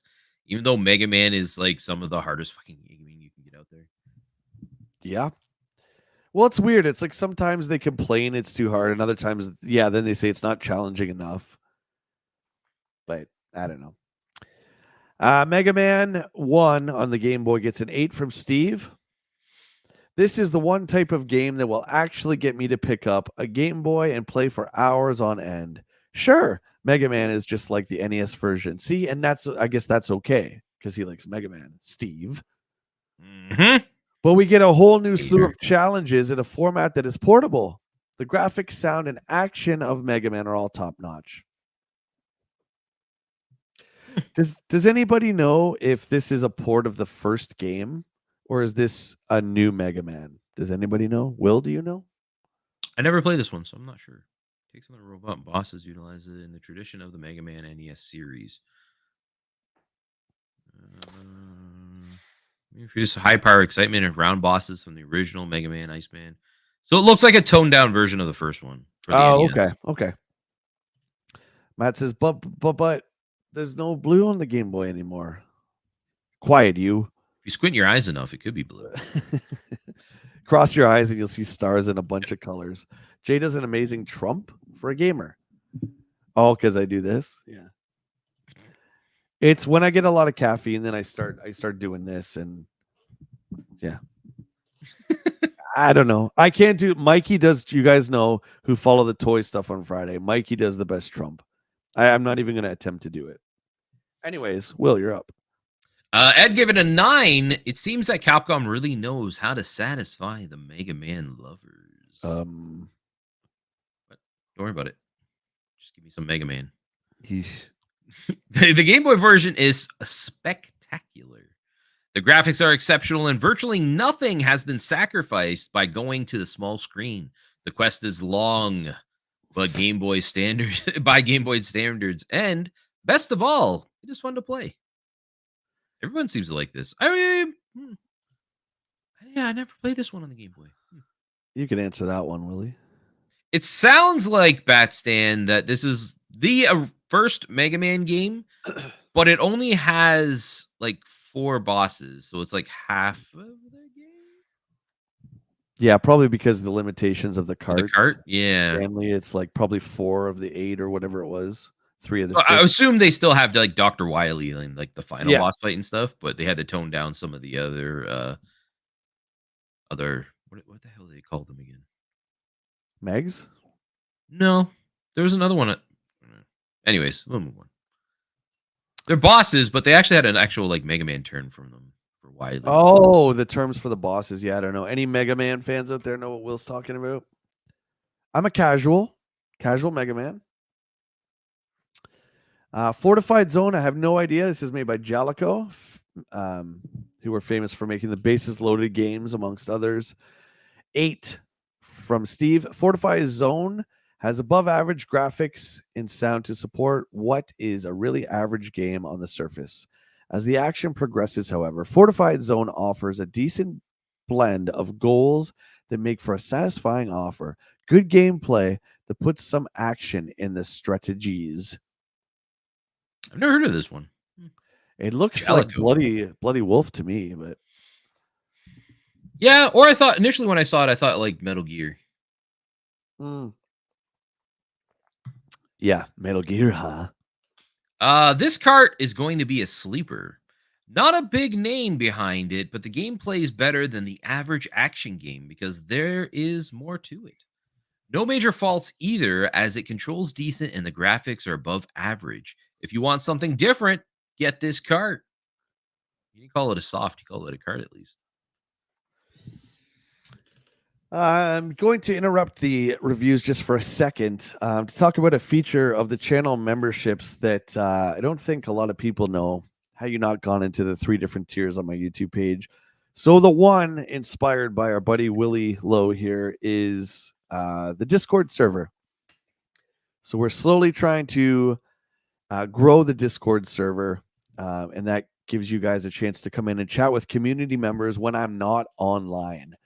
So what I'm going to do is the members only community tab right after this stream. I'm going to post my screen name. Guys, just add me to the Discord as a channel member. We'll get you into the Discord. There's a lot of people here that are active in it, and we play stuff like, 7 Days to Die, Grand Theft Auto, even when I'm not streaming. So if you're a channel member, you're going to have access to that. So it's just a good way for everyone to kind of hang out, talk with each other. There's voice chat, there's video chat. I would like to incorporate some of the video game movies for us to watch to off stream that we can do in Discord. So I think it's fun. And again, it's a way for the community to keep in contact with one another when I'm not live. You can get Mutron, you can get Discord on your phone, I believe. Matt probably knows better than I do. Matt's in the chat. But you should be able to get an app for it. And then you just create a Discord. It's all free. And then you add me, and then I'll just give you an invite to the Jay Bartlett YouTube Discord server. You can come in. Easy as that. Jacques, yeah, any channel members. Yep, there you go. JT knows there's an app for that. Yeah.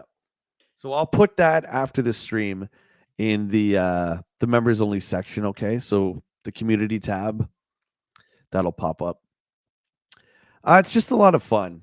And again, you can pop in and just talk with people. Do you know what I mean? You can just hang out and stuff like that. It's pretty active. And aside, like I said, from playing Grand Theft Auto and stuff like that, it's a good place just to hang out and chat. There you go. You guys know. So we'll do that. Okay. So make sure you check after the stream, add me to Discord, and I'll send the invite to channel members out there. Sound good? Sounds good. We're going to move on with Pac-Land. Pac-Land was a side-scrolling platformer that was released in the arcades, which had a really good version for the TurboGrafx 16 that came out. We also see it here ported to the Atari Lynx. So here we go. You got your coffee brewing, buddy? Got it. I got my coffee. I had a pot upstairs, so I just had to. Oh, you had a pod. That's smart. There you go. There we go. We both got our second cups. Cheers to you guys in the chat. Thanks for hanging out with us. Yeah, that's Pac-Man. He has a hat in Pac-Land for some reason. They attempted to make him into a character, as you know, Matt. There's Pac-Man cartoons and the Pac-Man disco record. When they gave him eyes and limbs, I really think that it just didn't work. That's just my opinion. But so this is a port of the arcade version that was also on the Turbo. Now it's on the Lynx. 7 from Steve. Pac-Land for the Lynx has some of the best direct graphic translations I've seen on a portable. The game is your basic Super Mario scrolling adventure that's simple enough to be enjoyed by beginners while possessing enough hidden features to keep pros coming back. 7. Woo! I don't know. Did they have another version of Pac-Land somewhere else other than the Lynx? You have the same Pac-Man 1-up that I do, right? Yeah, but that's not the same one on there. It is. You have Pac-Land on there. No. You do.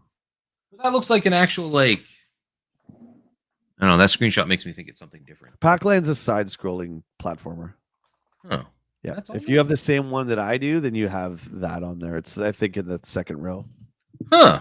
Yeah. I'm actually going to have to check that out. I'll be honest. I've only ever played, like, really the classic, like original Pac-Man on that arcade cab. Yeah, I mean, going through PS1, PS2, we've seen a lot of versions of Pac-Man, and just my personal opinion, I think he's an iconic symbol for video games, but as far as him being a character, I just never really related to him, but that's me. That's fair. Ed gave Pac-Land a 6.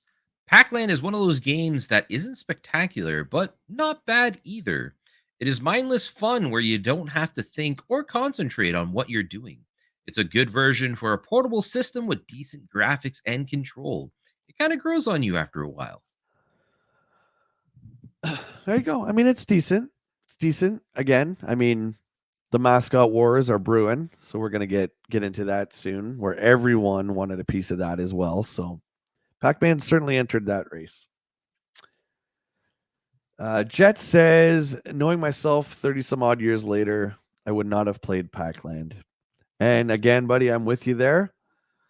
It was never one that I wanted on the TurboGrafx, even though it was pretty rare. It was still, I don't want to play Pac-Man in that kind of side-scrolling environment. There you go. I agree. Oh, like if you could get anything framed, like that'd be a cool poster for sure. Look at that. We got a turbo ad, right? Is that a 2-pager? Oh, it is. So good. Look at this. I love that. Prepare to butt heads again. Bonk's Revenge. Look at the colorful, amazing graphics in this game. Oh, Bonk's great. So good. Look at this guy. The old Turbo. Turbo Express with the TV tuner, Will. Yeah, that tuner part. Yeah, that's crazy. That's the first time I've seen one of those in that video. So live and out and about. Yeah, the tuner I don't think I've ever seen. Or maybe I haven't. I just didn't know what it was. But you could probably get 2 channels, which is pretty slick. Pretty slick. Think it would work today? Do they don't broadcast any TV stuff over radio waves anymore, right? No, so it wouldn't work.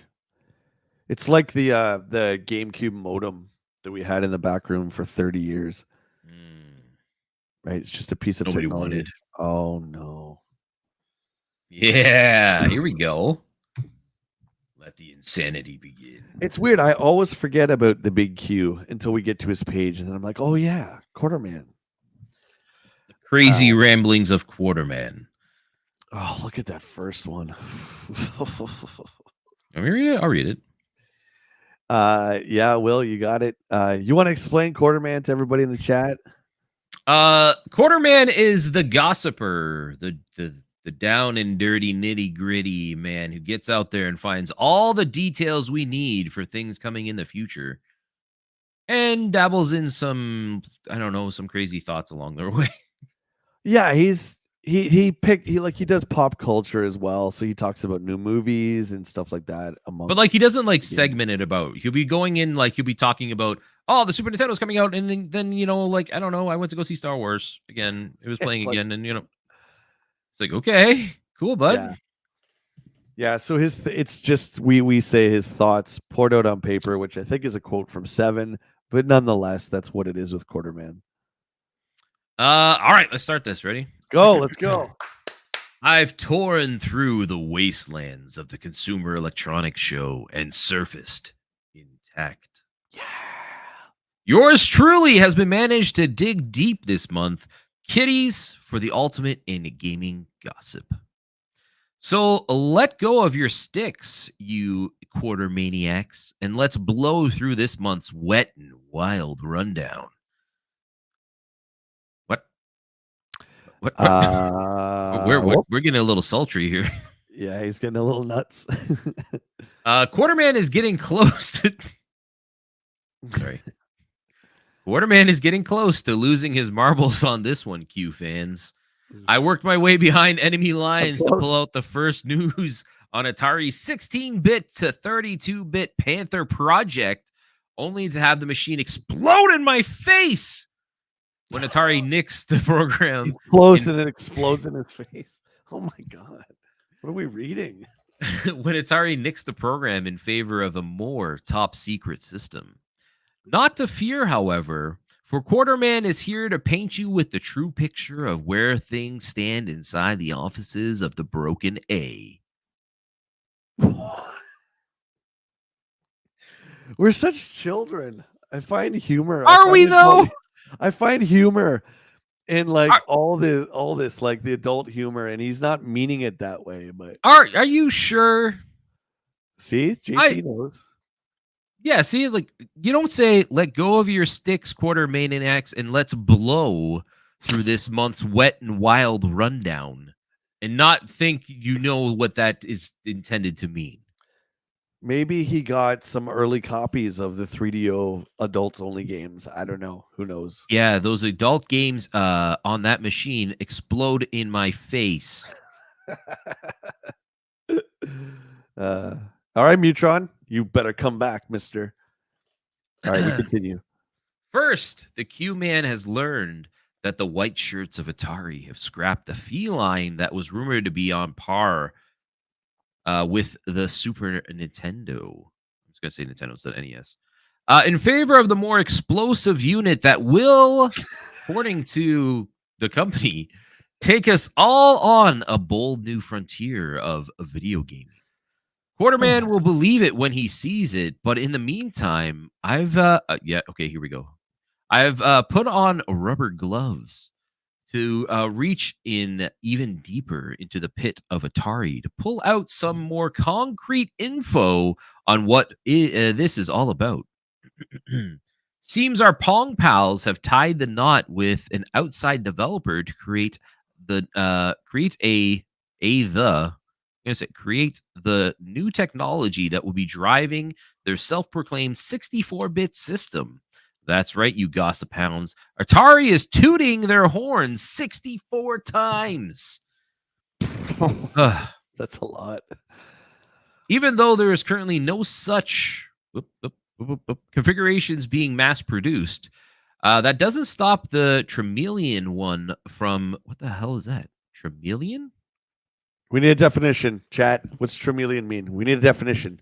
Stat. Tremelian one from giving his new hardware a new name, the Jaguar. In the related story, Quarterman has tracked down leads that have led me across the globe in search of the mysterious others that may be working on latest cat in Atari Cradle. Rumors now indicate that the hardware may be based off of a new technology being employed by Psygnosis. Representatives at the company would not confirm the story directly, but it does appear that something is brewing between our European friends. Of course, you'll conform, you morons. God. What? You've never had the opportunity to do something creative enough to sell product. What? What? I'm lost. Just keep going, man. You're almost out. Just keep going. Keep going. Don't look back. Do you want me to just do the next part? Okay. Oh, that's it. No, that's it. That's it. Yeah, I just was reading Jets there. Sorry. I can't pay $650 for a handheld console that I can emulate on my phone. My mind and body just won't let me do it. You're referring to the Express? Yeah. Yeah, we saw one on the last video. It was 1,000 Canadian. Yeah. It's like for, I almost want to call it museum purposes, right? I would want it just, obviously, you know, it probably won't work. It might not work, but just to have it, right? But I mean, 1,000 is expensive, and back then the cost of it was just outrageous. So I don't blame you. Also, though, like I feel like Brody's, they say they test everything already too, so I'm pretty sure that that one there specifically probably works. Sure, yeah. Okay. There were CDs aplenty at the recent Consumer Electronics Show in Chicago, with both NEC and Sega unveiling, albeit behind closed doors, the latest that the technology could muster up. I don't know about you, but I think it's I don't know about you, but I think it's kind of a dead issue until the what? I feel like that's a bad thing. I'm not going to say that. The whatever can get the machines in our hands for a lower few beans. Anyway, Quarterman scored a decent hit with a behind the scenes preview of what these new machines will do, and they are incredible. The NEC unit, which is self-contained, will use a technology called NID to compress video onto discs for instant access. Whoopee! Or toasty. I mean, whoopee, who says that? Isn't that in, doesn't he say that in, is that Plumbers? Oh, does he? Oh, God. Remember that when you're like clicking on something, it's like whoopee? Probably. Second, Sega's big guns will pack another 16-bit processor and both barrels to give a scaling, rotation, and other super keep features. Keen features? Keep features? Okay. No games are final for either technology, but the prospects do look nice. You want the next one, or you want me to read the next one? I'll do the next one. Nintendo made their own story at the Consumer Electronics Show by giving Sony a cold, icy one when the head honchos of Mario Land decided to use the Force and choose the other side. Phillips, let's go. One of my favorite stories in video game history. Oh my God, I got so excited I clicked off it. Easy. Wow, Quarterman. I got to calm down. I'm sweating. Well, Quarterman will refrain from calling them the Big P. Phillips is a force behind CD. After all, they invented the thing. Really? I didn't know that. Phillips invented CDs? That's news to me. And their aim is to standardize the marketplace. Magnavox had a machine working at the Consumer Electronics Show, and the rumor has it that Nintendo wanted to attend the same party. Sony, meanwhile, has brushed aside Nintendo's response and elected to go on their own. The foreshadowing, ladies and gentlemen, of the PlayStation. While Nintendo says they won't support it, Sony will nevertheless bring out their own CDI system based around the Super NES called, I'm going to cry, get the hell out of here, the PlayStation, 1991. Wow. See, Q's got some deep dives, man. He's out there. Oh, I got chills reading that. Yes, Q fans, another game system is on the way. 1991, Electronic Gaming Monthly got this story. So this is, of course, referring to Nintendo leaving Sony, who are going to produce the Super Nintendo CD-ROM, and going with Philips, who was cheaper. They're going to do it for way cheaper, and we know how it goes. Man, that's so cool. So cool. Yeah, you're up, buddy. I'll end it off. As far as official dates are concerned, Nintendo has committed to a September 1st launch for their 16-bitter with Super Mario World riding inside the new machine will clock in at $199, which is insane. Yeah. With game softs expected at least under $50. That's a good price point too. Man, that was a golden age. 100%. Get set for a slew of comic books based on your favorite video game characters. Ooh. Quarterman has already seen Double Dragon, but rumor has it that there will be a variety of new titles, each boasting the mug of a different video game superhero. After seeing what Mario could muster in his comic adventures, the Q-Man gives this idea a big thumbs down. Hit the lights. The Q-Man is on his way to Terminator 2 with the head Ed Harris. Head Ed period Harris period. Ed likes what? What? I don't know. I'm just anyways. Looks to be a blast, although Arnold fighting Jello could get interesting. That's it for now. I mean, Hot Ed Head Ed sounds like a line from Blonde Justice for 3DO. I'm just saying. Okay.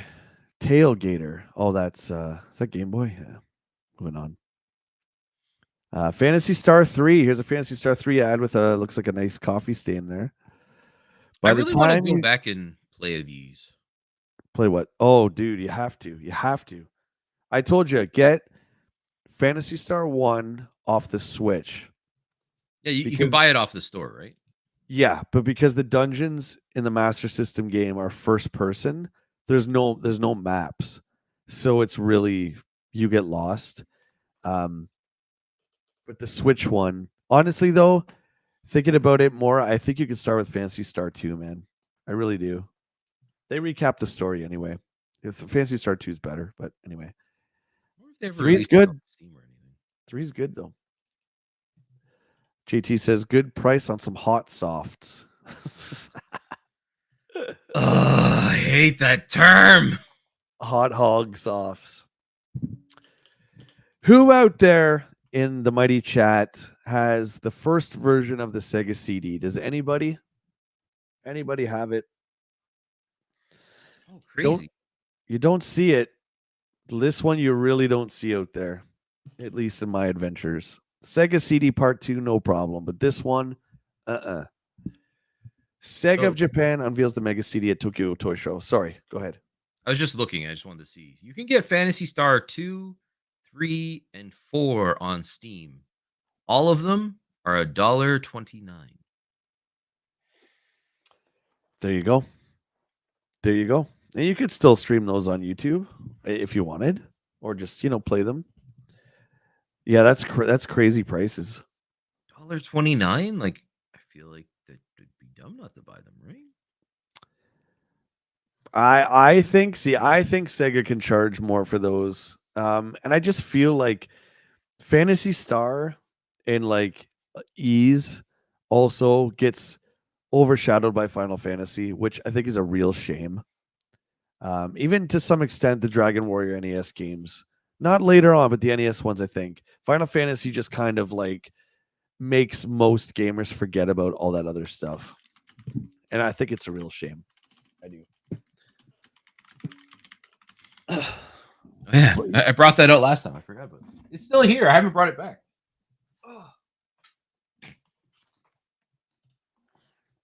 You're up. You're big. Phantasy Star 4. I think is it just 4 on that one? Yeah, it's just 4. There is Shining Force on here though. Shining Force is great. Yeah, don't start with 4. I mean, dude, I think break the bank. Do the $1.29. Yeah, look at all those great games. So many great games.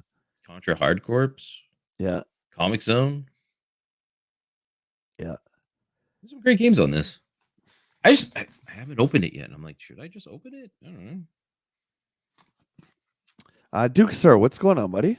Phantasy Star is fun. Yeah. Phantasy Star 4 is fun. Yeah. I would say, Duke, that's the one I have the least experience with. I think it's just because of when it came out and what was going on in the game industry. I just like I talk about Chrono Trigger, why I missed that one. because it was in 1995 when you had the Saturn coming out, the PlayStation coming out, 3DO, the Jaguar, all that stuff. So it kind of just, I was like, okay, I kind of get what this is, but I don't have time to invest in it right now. Anyway, I think, yeah, Jet said I have this model. Nice. It's pretty rare, man. At least around here, you don't see this one too often. Oh, it's a Steam thing. Hold on, I'll look, Matt.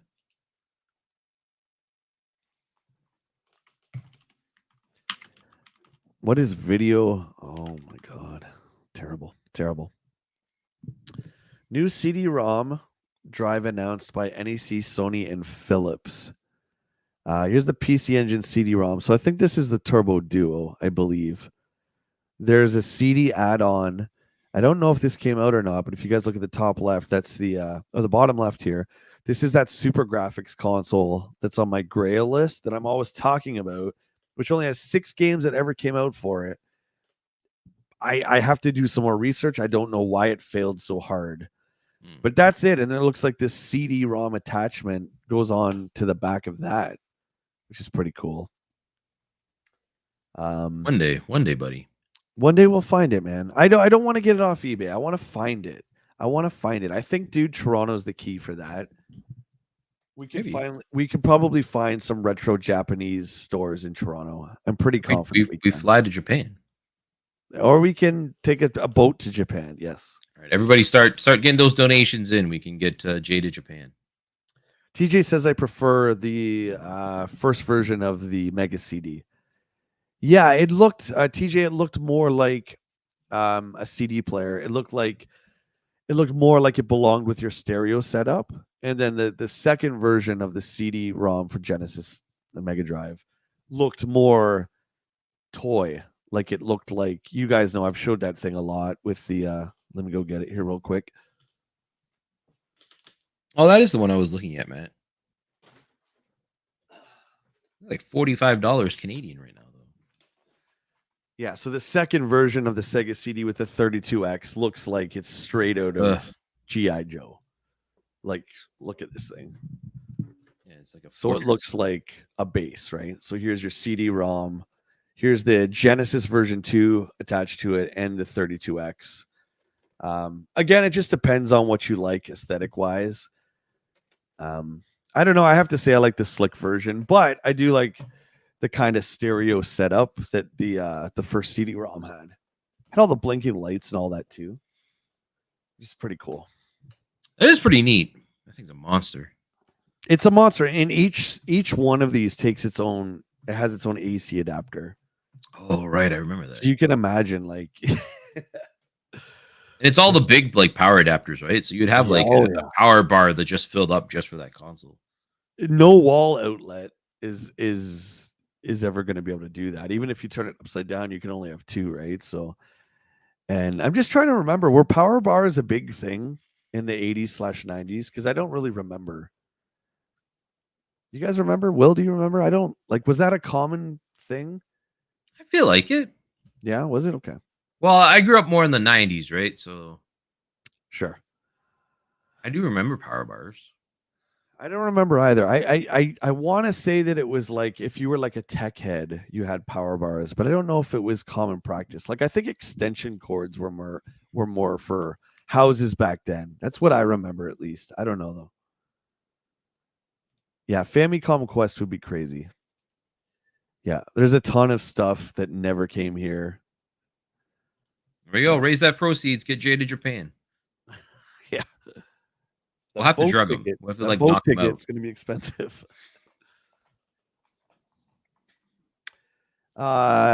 Yes, I do. Would you like to see one? I love show and tell. Let's get Will on a better screen here. It's got an international outlook. Do you want to talk about some of these while I quickly go grab this? International outlook. Same page. Okay. What we got? Kid Nicky 2. Here's an NES. That looks kind of neat. I've never heard of that one. Horse racing. Who doesn't want to be a jockey? Feeling lucky. See, I don't think we ever got that, but that does seem cool. That looks neat. I don't know. Something about that, the way those sprites look and stuff would be definitely up my alley. Namco does some weird, fun games though. So I wouldn't be surprised. All right, you get your thingy. Yeah, the power base converter is right here. So here's the version 1 Genesis. Let me back up a bit. And this guy just comes off, snaps off like so. And what this did was enable you to play Master System games. So the top for the carts and the front there for the card slots, because Master had some card-based games like Ghost House, etc. But nothing beats the first Genesis. It looks great. But you can kind of see when you put this together, I don't think it looks that great. Kind of makes the Genesis look a little silly. But that's that, though. I love show and tell. This is really like a transformer. It does, yeah. It looks like a transmorpher, actually.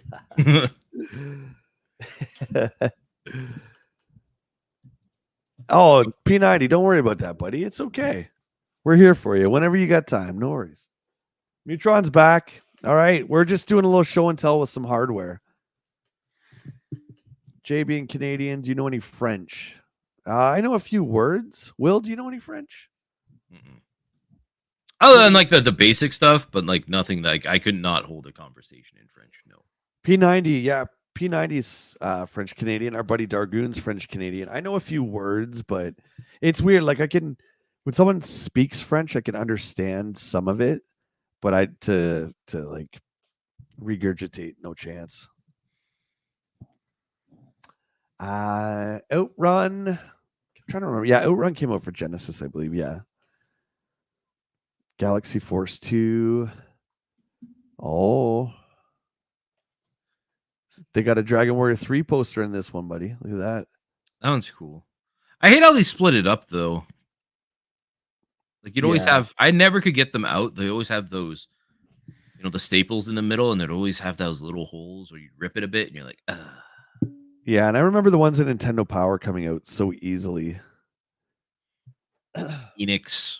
Before they were Square Enix, just Enix.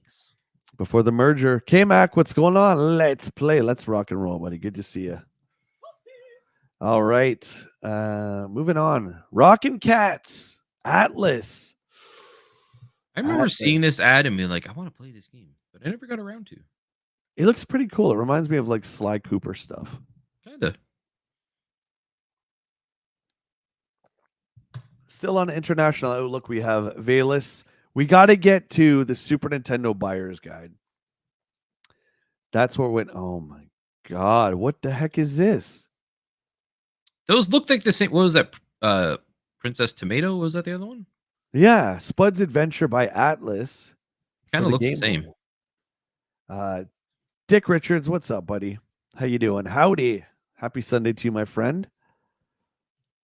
Good to see you in the stream again. I'm just saying, anyone who wants to buy that Princess Tomato game, go for it. Okay, so really quickly here, this ad is for a store of which there was one in Michigan called Die Hard Video Games. Now, that is where I purchased my Japanese Sega Saturn, which any Sega fans know that one is a tan and blue color. Same shape, but different color scheme. I got my Japanese Saturn from these guys here. They were like an import store. Huge regrets, obviously, as the Saturn was kind of a tank. But I remember this like feeling so cool because I did read EGM. Going with my buddy James, I believe we crossed the border and went to this place.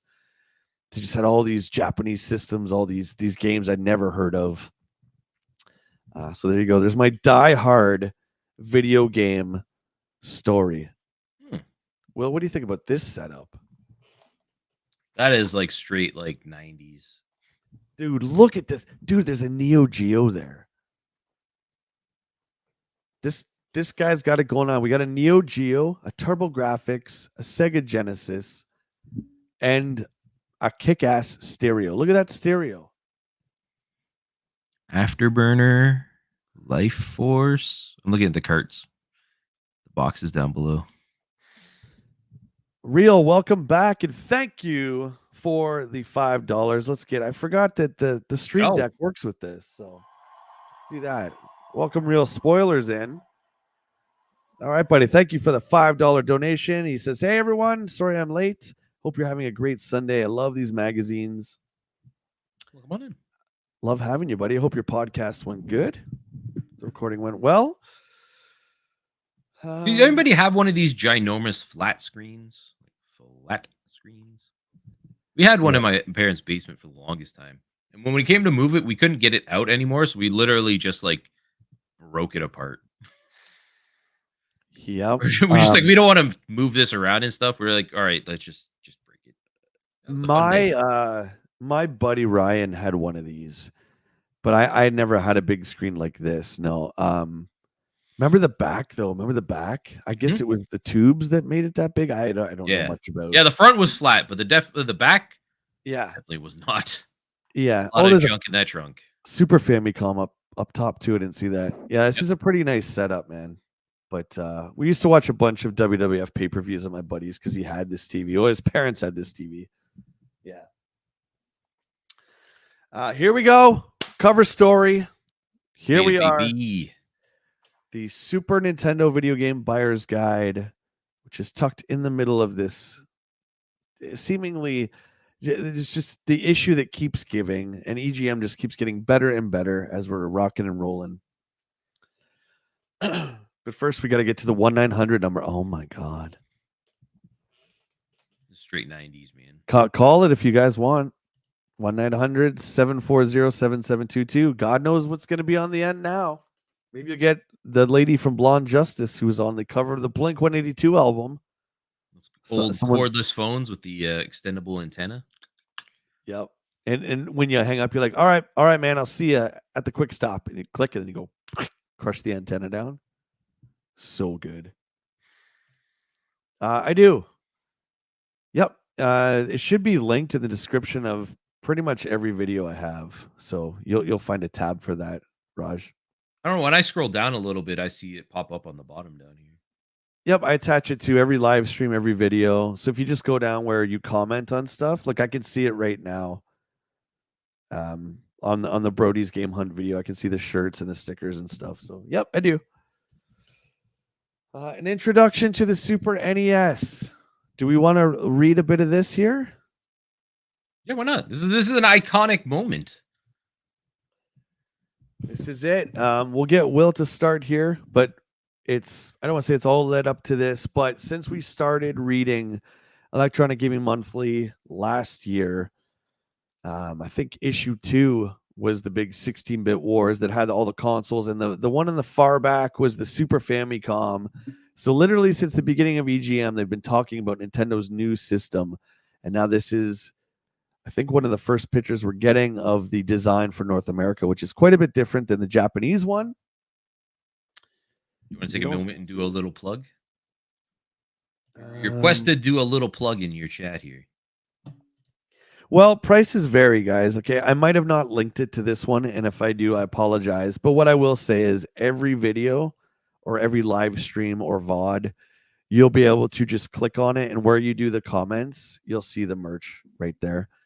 I was saying on mine, I'm watching it from, like, I have this up pulled on the side here, and I do see it like right below. Yep.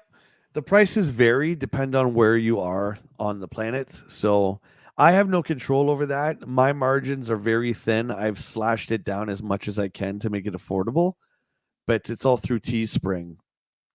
So the prices are what they are. I have stickers. I have the channel logo, which is me holding the dolly and the video game controller. And then we have designs by my buddy. Well, they're all by my buddy, Jeremy DeWitt, who also drew the art for Action Figure Adventure and for Nintendo 64 Quest. He drew Corey and Lucas from The Wizard. So we have designs based on those iconic characters as well. Check it out, buddy. Check them out. All right, Will, here we are. The floor is yours. An introduction to the Super NES. The long wait for the Super Nintendo is almost over. Within 1 month, the units should start appearing in stores around the country. Hopefully, the SNES won't be a surprise to anyone, as the staff here at Electronic Gaming Monthly has been actively covering the system of the development of the spectacular systems since issue number 2. EGM We're on historian. 25. Like, that's a long time. Dude, we just started doing this because we wanted to like read it. Like, I'm so happy that you guys like this, because this honestly is one of my favorite stream days of the week. I'm just saying. Okay, continue. The Super Famicom, its Japanese counterpart, has been wildly successful since it was released last November, selling over 1.5 million units in less than 6 months. Whew.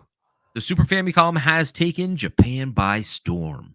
The main unit has undergone a variety of cosmetic changes for the US marketplace.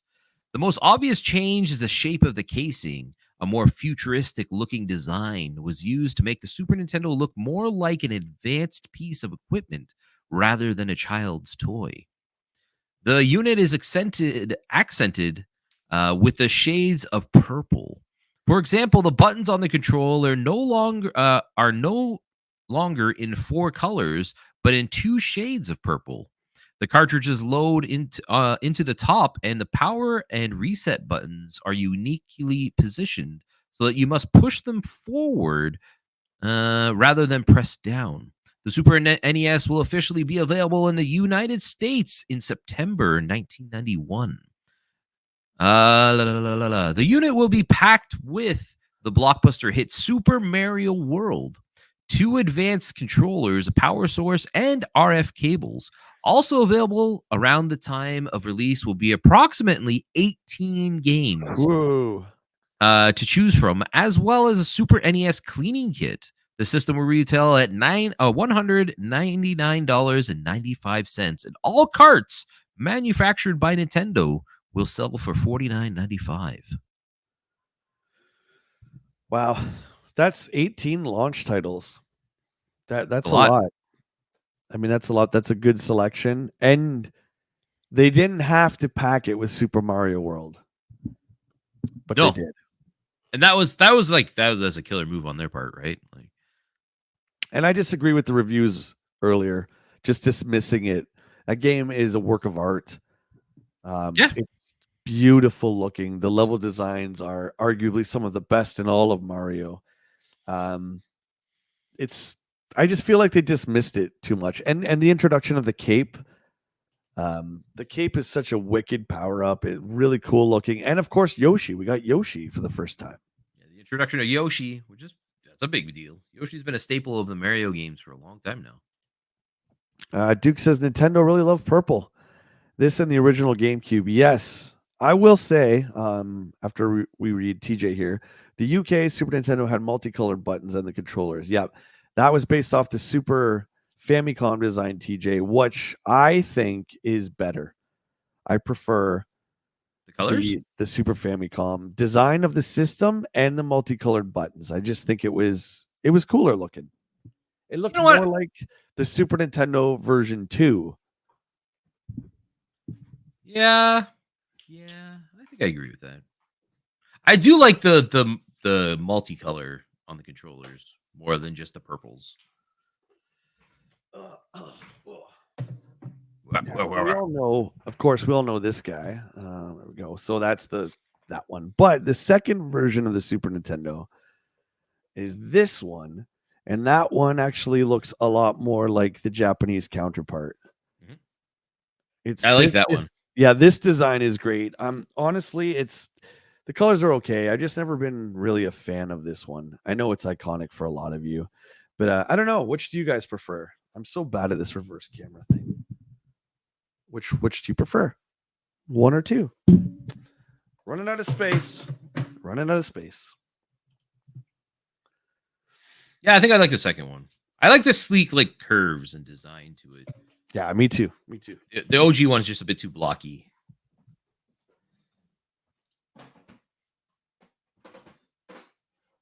Bye, Jacques. Read the button colors are much better on the Super Famicom. Yeah. Cutthroat, you like the second one as well too? You use it with a Super 8. Ooh. See you, Jacques. Cheers, buddy. So let's take a look at some of these games. Okay, so obviously we're gonna go game by game now. ActRaiser, whoever remembers ActRaiser, it's like kind of like a It was almost like Populous a little bit, but you get into like these side-scrolling action segments. It was made by Enix. It kind of reminds, Before, honestly, it reminds me more of like Zelda 2. yeah, that's a good point actually, because you had the map screen and then you had, yeah, And when no, you get Zelda 2 into is like great. the areas, you do the side-scrolling combat stuff. Yeah. Real And do says you see how agree. they have all like quick reviews on each side of these? Have the what? Sorry. On each one of these games, they have their score reviews. So we don't get like an Oh actual full yeah. write up. They just do a review on each one that they liked. Oh wow, they're really fast forwarding. Real Well, says agree 18 that games is a lot. the button colors are much better. Yeah, I would agree too. Yeah, it is a lot. So yeah, so ActRaiser by Enix gets pretty great score. What is it? Super Baseball Simulator. I never played this one. Big Run. Did you play that? I don't even recognize Big Run. Mm-mm. Bomboozle. Did these all come out? I don't know if these all came out. Big Run doesn't sound familiar. Bomboozle, It doesn't no. really sound familiar at Final all. Fight, obviously, yeah. Yeah, then we got Darius Twin that came out. Final Fight came out. F-Zero came out. Gradius came out. Um, Yeah, we and then talked we about F got Zero earlier. Pilot yeah, Wings. yeah, I'm a fan of Pilot Wings. I don't know. I thought that game was fun. yeah. I mean, tech demo, sure, but it's still a great game, right? I It's think it still a plays great well. game. Yeah. Hole in One Golf, Pilot Wings, Populous, which is a popular PC game. That one got crushed a little bit. Hell, Super Deformer. Yeah, see that never came. I'm pretty sure it didn't. Hey, if I'm wrong, chat, please correct me. I don't remember that one. It doesn't stand out at all. Sim City. I do love me some Sim City. You're skipping ahead, mister. Dick Richard says, loved ActRaiser. The remake was good too. I didn't know there was a remake. Yeah, That's it came out awesome. not long ago, a few years ago. Geez, that I never heard of it. That's pretty cool. I'm gonna have to check it out. Yeah, Sim City. I know Will, you love Sim City. Mario World, T&E Golf, Ultraman. I do remember Ultraman, but I don't remember this game. We have any Ultraman fans in the house? SimCity 3K is the goat. Dimension Force. See, yeah. Dream TV. You don't recognize that. Home Alone is fantastically horrible. Hyperzone. Oh, there you go, Willie. Bottom one. Oh yeah. That's one of the titles that is on my list that I need to find. We saw one at Brody's, but I wasn't happy with the condition. Yeah. And that's Castlevania 4. Caveman Ninja, which is of course, I believe Joe and it's Mac. Joe and Mac. Yeah. Joe and Mac. Have you played Joe and Mac? I did. I played on Super. Yeah. Yeah, I think they're good games. I don't know. I don't hear many people talk about those games either. Kind of like how Adventure Island kind of like went and died, but I like those Joe and Mac games. Colin, thank you very much for the sub. If you're in the stream, welcome on in. We are having some morning coffee and talking EGM 25 from 1991. Well, I mean, if you look at Caveman Ninja, Joe and Mac, like look at the dinosaur. Like, yeah, the detail and it's so beautiful. Reminds me of Bonk. Yeah, very similar actually. I would agree with that. Yeah. It's time to wake up. Welcome. Who wins the fight, Ultraman, Voltron, or the Power Ranger Zords? Well, you, my friend, have just come up with the next poll. There we go. I vote So Ultraman. I feel like Ultraman's the more powerful and versatile one out of those three. Though I will admit I don't know much about Voltron. I know of Voltron, but and I'm the exact opposite, my friend. I know Voltron very well, but I don't know Ultraman. Power Rangers Zords. There you go. Fight. Great topic. Thanks for that. My vote's for Voltron for sure. Home Alone, I streamed that on Twitch, I think. It's pretty bad. Ultraman can grow in size, though, I thought, Matt, too, though. Doesn't he later on? I think so. Our games right above each other. Yeah, buddy. Super Ghouls and Ghosts, the best. And right below it, that's another one on the list. right below it, Paperboy 2. Super Adventure Island Oh, that one is so good too. and Paperboy. And Paperboy. And Paperboy. Super Ghouls and Ghosts with one of the best gaming scores out there. It's just incredible. Like, even if you don't play the game, guys, just look up the OST on YouTube and just give it a listen. It's absolutely incredible. Adventure Island. Willie's making me warm up to it. I never was a huge fan. I think it's time when we go Oh, out. If you can find a copy of Adventure Island, I think you should check them out. I think they're underrated. I would agree. I like the nonstop running of it. I like that, since a lot of us now that we're in our adult years, we play Mario by holding B. I know I certainly do. I never stop running. So that's pretty much what Adventure Island is. You're always running. So I dig that. RoboCop 3, Simpsons, in Smash TV. I feel like there should be more enthusiasm for Smash TV. Come on now. Smash TV. Smash TV. All right. There you go. The Super Nintendo version of Smash TV was pretty good. It was awesome. Yeah. 2 players. Pretty accurate to the arcade, as close as they could do. I think the only thing you were missing was the enemy count was a little bit lower, but not a huge deal. Wow, these were all launch titles. I don't know if these were all launch titles. What the heck? There's a couple, like there's a few that we haven't. I don't think I've heard of, like Space Megaforce. I don't know what this is, or Radio Flyer. Yeah, they don't look familiar. Anybody know those 2 games? They're obviously Super Famicom, but I don't know if they came here. Radio Flyer, Space Megaforce. Super R-Type. Super R-Type, so good. Dick Richards says Ultraman fan who wore a makeshift Ultraman transformation necklace to my pals in elementary. Wow. That's amazing. I don't know nothing about Ultraman. You know what I know about Ultraman is that he was on Super Nintendo. That's cool though, man. Have to check out that stuff. Super R-Type, which is I think just a port of R-Type for the arcade, which is great. Oh, Wanderers from Ease or Wise. Willie. Always thought it was Ease. Look at that middle one. Final Fantasy 2, baby. Let's go. Final Fantasy 2, arguably the greatest of all the old school 16-bit ones.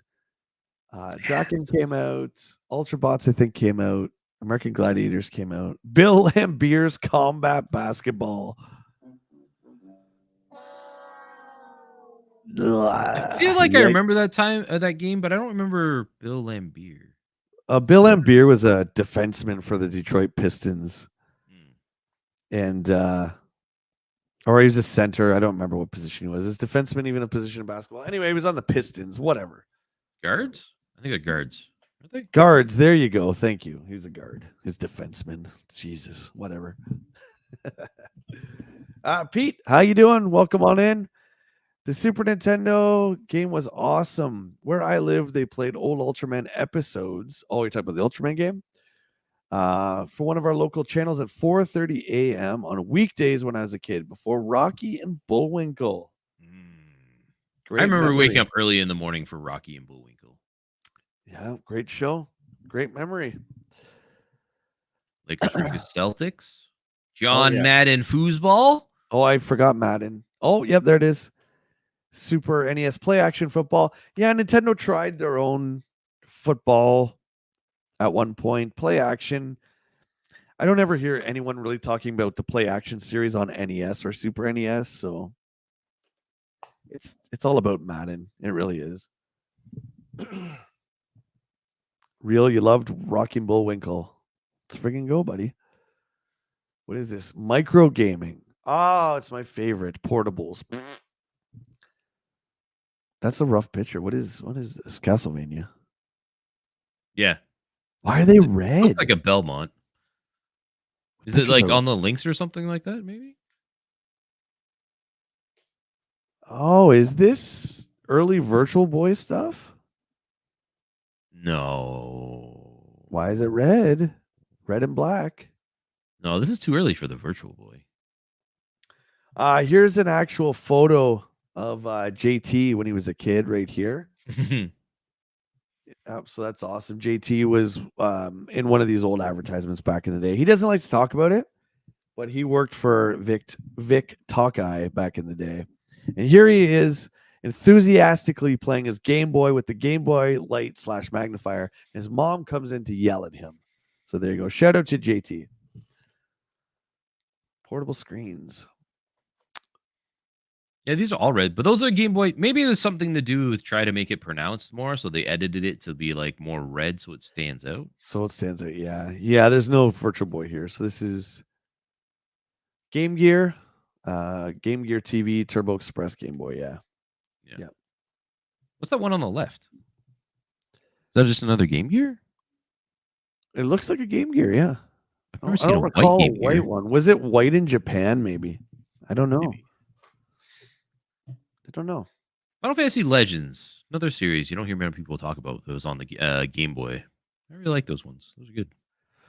Okay, was that similar to? Do you remember on Super Nintendo Final Fantasy Mystic Quest? Yeah, a little bit of it, yeah. But it plays more like akin to like Secret of Mana or Zelda, but it's Final Fantasy. Okay, but I remember it was only the Mystic Quest. You can only have 2 people in your party. I remember that. Yeah. I think people would follow you. I can't remember exactly now. Look, I remember getting that.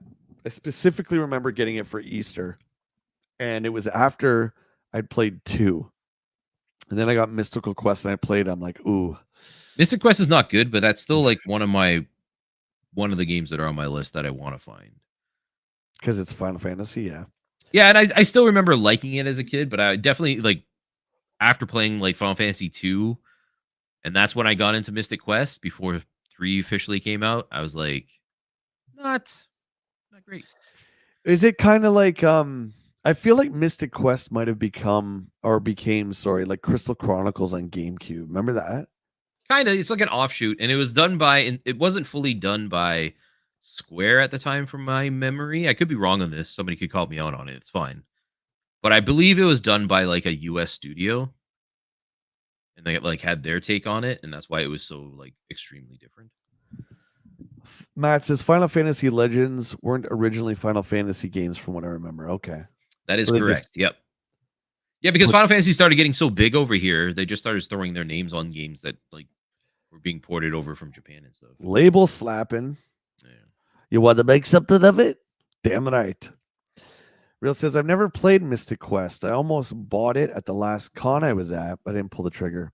Yeah, there's a lot of people real that don't like Mystic Quest, and like compared to the actual Final Fantasy games, it doesn't hold a candle to it. But on its own, it's not a bad game. It kind of reminds me of like a kid's version of an RPG. Like if Kinda. you're unfamiliar, it's like a beginner kind of RPG. I don't know. I didn't care for it myself, but we're on the Game Boy. We got Castlevania 2 Belmont's Revenge, which I don't know if anyone in the chat knows if this is not a port of an NES one, so this might be just a brand new game altogether. I don't recall. Oh, Navy SEALs. Is that Charlie Sheen? That's Chuck Sheen. You got it. Was this a movie? From Major League Navy SEALs? Oh yeah. Oh yeah. Oh. All the Kevin Smith fans will know Navy SEALs for sure. So my first introduction to Charlie Sheen originally was Hot Shots. Hot Shots, yeah. You've seen Major League though, right? The baseball movie? I have seen that, yes. Yeah, Major League's great. Yeah, that's a great one. Oh yeah, they were pulling the old Doki Doki Panic with Final Fantasy. Yeah, probably. It's weird too that Nintendo still doesn't get like a lot of crap for that. Not that they should, but you know what I mean? Like more people aren't like, hey, wait a minute. You just reskinned an old game. And then the fact that Doki Doki Panic is completely forgotten in the Western market and it's known exclusively as Mario 2. It's just it's a really interesting story, man. It's a really interesting story for sure. Hand-to-hand combat. All right, really, you ready for some hard driving? To go This along stuff, with the adult themes. This stuff always, oh my god. The early like weird 2D, 3D attempts for some early stuff really bothered me. I thought this all looked awful. What was the one about Super Nintendo I always thought of is Stunt FX Racing or something? Oh yeah, that used the same effects chip that Star Fox did. Yeah, but it just Yeah. didn't work as well, and I thought, "Oh my No. god, it looks so bad." And that's what this reminds me of. Hard driving by Atari. Yeah, I mean these are screenshots of the links, and I will have to say the fact that they could get this to run on an Atari Lynx is pretty damn impressive. I'm going to say that right off the hop. But I'm with Will. The whole like Lawnmower Man first polygon stuff is really, really awful. And I remember playing Hard Drive, and it controls like my Aunt Connie when she got her driver's license. Like it's just Poor Aunt brutality. Connie. It's brutality at its best. You got Connie, something we're to show? sorry. Huh? No, You I was got putting something- stuff back. Well, okay. It's not old pictures of Aunt Connie, is it? Getting her driver's license. No, I saved those for myself. Oh my god. Oh, I guess because Miyamoto was involved, it's kind of okay. Yeah. I it's not that big of a deal, I suppose. I just find it kind of weird that 2 is praised so heavily. But anyway, Adventure Island 2. What's that? JT's comment. You can read it. I'm typing hot softs into the Facebook Marketplace search and not getting any video games. What are you finding with some hot softs out there, JT? Blonde Justice. Plumbers No More Ties. What else? What else you got? All right, we got Double Dragon 2, Aerostar, Bo Jackson 2 and 1 because you can play both sports, football and baseball. Bo knows everything. Adventure Island 2, there you go. These are all the Game Boy? Yeah, these are all Game Boy, right? These are all Game Boy. Yeah, these the screens are just brutal. They hurt my eyes. Faceball 2000, remember that crap? Oof, brutal. Hattress, bulletproof. Better with a sci-fi theme like Star Fox. I would agree with that, Duke. Which one? Duke's comment there. Old simple polygon graphics work better with sci-fi theme like Star Fox, yeah. Or Lawnmower Man on Super Nintendo, which is brutal. Turtles 2, there you go, Will. That's also on the list. I want to get Turtles on the NES. I almost pulled the trigger. You'd be glad I didn't on the Legend that is the Facebook Marketplace, but somebody had the Turtles in Time complete in box for Super Nintendo. Like, we're going to start a hashtag for our buddy Will here. Support brick and mortar. Support mom and pop shops. Guys, are you with me? Come on. I reserved myself so that we have stuff to shoot for when I go out, but I was like, man, Turtles. If you have some, just I mean, I know there's like 10 billion games out there, so I'm not your daddy. I know. Ish, but we'll just say, just make sure you save some for the list. Daddy, Father, Daddy. Super Famicom Times. Oh, here it is. Here it is. Let's clap for Zelda. Oh, sorry. Oh, wait, I got the thing. I got the button. Ladies and gentlemen. That's what I thought you were going to do. Foo Fighters. All right. Zelda 3. How far did you go? Why am I not seeing this? Oh, it's next. Oh, there it is. I'm on issue 26. We went for a whole week. I lost the whole day. Matt says I watched a bit of the video of Lawnmower Man and hurt my eyes, like the actual movie with Pierce. I can never say his name. Brosnan. Pierce Brosnan, like the Bond. Yeah, he's in that. Yeah, Pierce Brosnan. He's a scientist.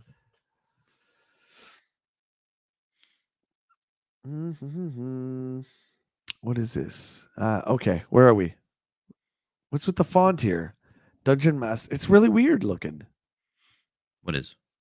Like the fonts for these 3 games here, it looks like off. They're different sizing. It almost looks like. The like where's the title of the game? Yeah. Okay. Super Pro Wrestling, Dungeon Master. Not properly centered. Yeah. Bugging me. Ugh. Nobody cares about that. Will hates Sonic. # Will hates video games. Oh, the video game. Yeah, it's brutal, man. Movie sucks too. Just saying, it's bad. Ooh, look It at was that. such like a cult hit at like I remember everybody talking about that Lawnmower Man. I've never seen it. I've Listen, seen clips, but like Lawnmower Man, is that just you guys know in the chat, is that a Stephen King story? Can somebody confirm that? I'm pretty sure Stephen King did Lawnmower Man. I think. Anyway, that was like, dude, like the time when the movie Hackers was out, yeah. and nobody really knew what virtual reality was or did or the internet was. So you had stuff like Lawnmower Man. It's like you could just make up whatever. Do you know what I mean? Like you could hack something in the 90s just by going on the computer screen and type like hack pizza place. And nobody understood the internet, so it would be like, "Oh my god, they're hacking the pizza place." It's like just by typing that. You know what I'm trying to say? Yeah, yeah. That's like what the Lawnmower Man is. It's like virtual reality. But why do they call him the Lawnmower Man? Because he was Was he just a yard worker? he was a gentleman who was challenged, and he was picked because of that. And he used to cut the grass around the neighborhood, I believe. Okay. And so Pierce picked him. I don't know. I'm trying to think of how to say this without, I'm not trying to offend anybody, Well, let's just move on because this already sounds dumb. Yeah, he picked him and did all these experiments to see if like the virtual reality stuff would affect him. And I think, I don't know, who's ever seen it can take it away. And then he kind of took over and became the Lawnmower Man and all this crap, blah, blah, blah. There you go. Johnny Mnemonic is another great example of we don't know what the internet is. You could almost say the Matrix to some degree. Our buddy Mark, God bless you, Mark. I know you're watching.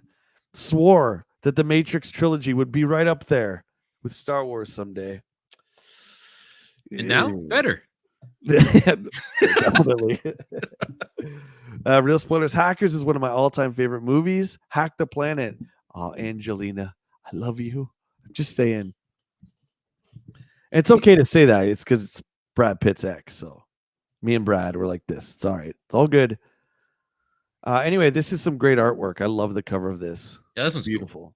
Cool. We're skipping past all the tricks of the trade. You guys can replay the VOD if you want to write down the codes. Wampum. We need like a page noise. That box Ninja got into. Oh, where is it? Oh yeah, the Tecmo ad. Are you familiar with the Ancient Ship of Doom, the third one? So that's one I've never played that one. No. Really quick, because you have like 30 monitors, just Google Ancient Ship of Doom and look at that box art. Like they're all good, but I think the Ancient Ship of Doom is like on another level of insanity. So good. Like he's in front of like New York on the water. Yeah, it's amazing. It's amazing. There we go. You guys are going to clarify. Thank you. CS says the film was originally intended to be an adaptation of the Stephen King 1975 short story of the same name, which was about a what? Oh, a satire who uses a. Is that the right words? Did I say that right? Probably not. Satyr. Thank you. Demonic humanoid thing. Oh, is that what that is? Okay, thank you. Like the Goat Men. You know what I mean? Mystical powers to mow lawns. No idea. You can tell that I've only sporadically watched parts of it and I've played the game. Satyr. Thank you, Matt. Satire. Jesus. Canadian school system. I can hear JT typing away. I said Satyr. I'm Canadian. I didn't. I said satire because I'm a dummy. Okay. The 1991 Consumer Electronics Show recap. This is, dude, like, you never went to an E3, did you? No. I would love to go one of these. I think it would be cool if maybe one day we could figure out a way to get down to the San Diego Comic-Con. I think that would be cool. Yeah. Gamescom is too far because that's over in Germany. Yeah. Yeah. I would have loved to have gone to, well, I guess we could still go to a CES. I think they're still in Vegas. We could still go to that. But I think That's The Game more. Awards and stuff you can technically apply to. Oh, if you're a big enough creator. I've seen some people who have like just a few thousand subscribers still get in to go. So just saying, Interesting. reach out and check. Interesting. Well, there you go. Real's been to the CES. It's a blast. So much cool stuff. Real, is it not now? Like now, is it not more like phones and stuff like that? Or do they actually have game stuff? I haven't really kept up with it. I feel lost since E3. We have all like these presentations and stuff, but it's just not the same. But I guess it wasn't making much sense cost wise. I don't know. Well, I think the route they were going for, like going to the actual show, wasn't as big as like how would they do it online for a lot of stuff now, right? Right. And then Yeah. like Jeff Keighley kind of overshadowed it with like the Summer Game Fest and the Video Game Awards every year and stuff. And yeah, they just kind of fell behind. Look at all these up and coming games coming out for the NES, well, such as The Empire Strikes Back. Yay. Bioforce Ape was unreleased. Was that on the previous page? Did we miss that one? But yeah, I don't recall that one. Duke, yeah, you're right. Bioforce Ape, that does not sound familiar. Will, you want to search that? On it. We'll see if that came. I'm pretty sure it wasn't North American. Return of the Joker was fantastic by Sunsoft. That was a great one. Beat 'em up action platformer that was first unveiled in 1991 Summer CES and previewed in Nintendo Power in its August 1991 issue, only to end up being canceled very shortly before its intended release in April 1992. Oh. And there we go. And then It's Time to Wake Up says Bioforce Ape was found and fan released. Oh, I love that. That's pretty cool. Doesn't even remove from the studio. Refused. King eventually won. Oh, I missed your first part here. Filmmakers struggled to expand the story into a feature film and instead used an unrelated screenplay called Cyber God. Wow. They used King's title for the film. Interesting. Sleek coming on in with all these facts. I love it. To have the name removed from the studio refused. King eventually won and was awarded $10,000 and all profits from the film. That's cool. Huh. Look at this guy. Time to play the game. What's up, buddy? Welcome on in. Good morning or afternoon now. Holy crap. Yeah. You got a stream, don't you, soon? Yeah. All right. Well, we'll get going here. King's Quest 5. Oh, we saw that at Game Cycle, did we not? Yeah, because that was in the gold box. Yeah. Oh no, silver box? Silver box. Silver Konami box, yeah. Yeah. We saw that the other day too. That was great. How much was it again? It was like $3.99. That was Tengen Tetris we saw. That with the box was $3.99. Whew. Spoilers, we went to a game store without you guys. But that store is one of the stores that's in Nintendo Quest and Nintendo 64 Quest. So I didn't want to shoot there. So we still went there though, just without the cameras. There's a lot of Nintendo stuff. Chips Contra Force. There you go, hipsters.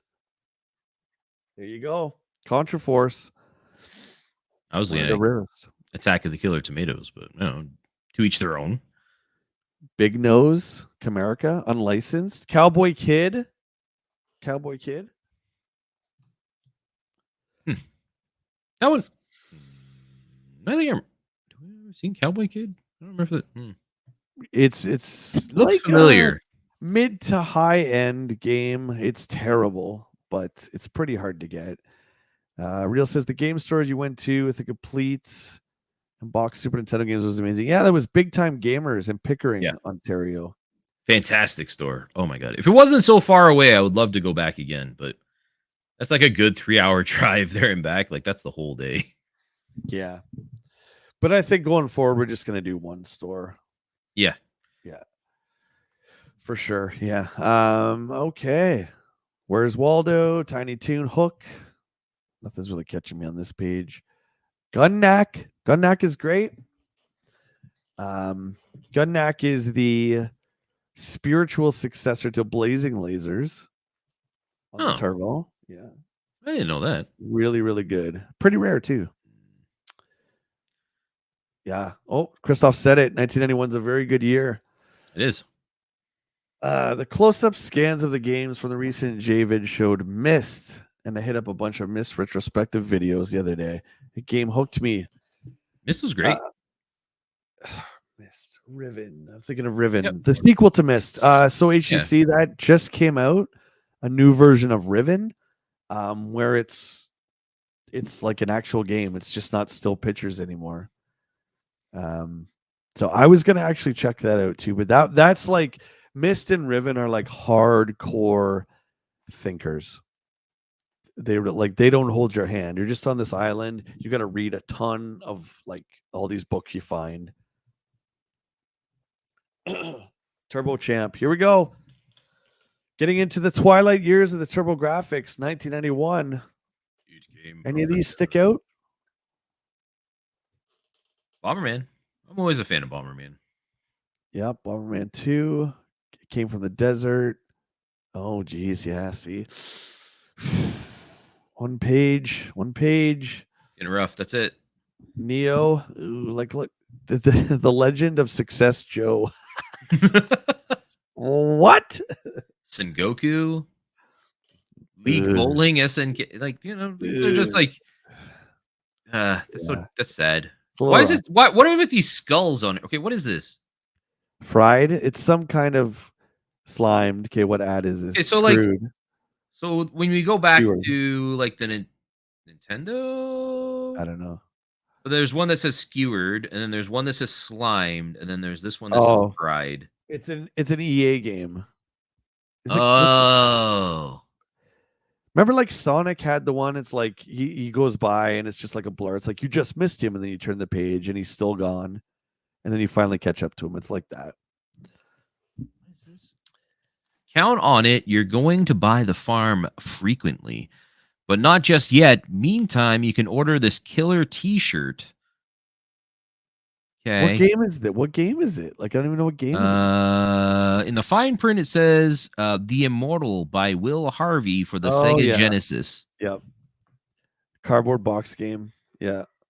Uh, That's some pretty that's, poor advertising. I guess it's supposed to like spike your interest, right? You're supposed to like, oh my yeah, god, but what is I, it? But I get that, but then tell the game at least. Like it's in the fine print, like in the smallest lettering on that whole thing. yeah. That's dumb. Whoever thought of that, super dumb. Oh, HCC, I gotta show you something here. We'll get Will to I'm gonna show you one of my ultimate hipster items I got. Will, you can talk about some of these guys. Oh, great, yeah. You guys know Mario Lemieux? Well, he's got his own ice hockey game. Yeah. Now play Super Mario on the Genesis is what it says there. I don't know why it does because that's not Super Mario. That's hockey. Oh, he's back. Oh, thank God. Mario Lemieux.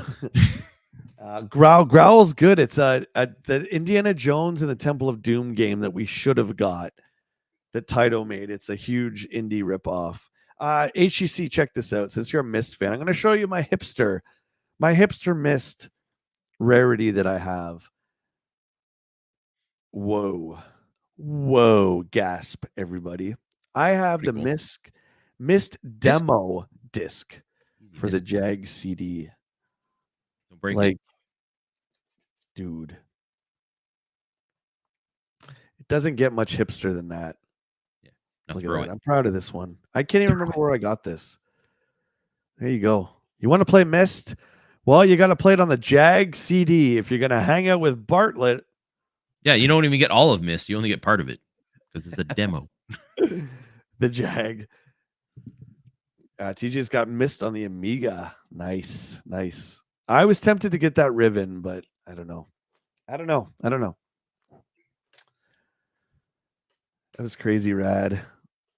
Didn't even know the Jaguar was still around for that era. Oh yeah, but you betcha.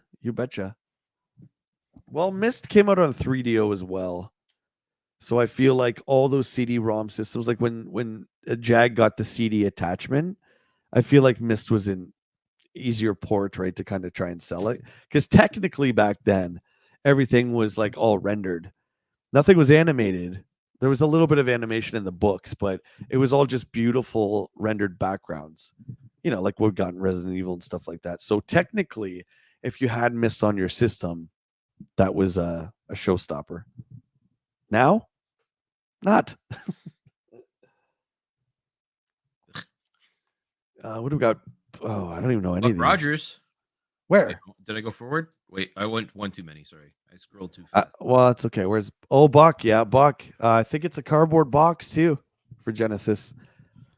Decap Attack, another mascot. I can't wait till we get in the mascot wars. That's always a fun topic to talk about, for sure. Go Tank. No. Go so many away. Games. So many games. There's Populous and now Master Populous. Yeah. Oh, the Master System is no exception. Oh, this is for Master. Okay. They call it Master Populous. Yeah, I guess that's like adding 64 to a Nintendo games. Oh, here's our high score. I love this.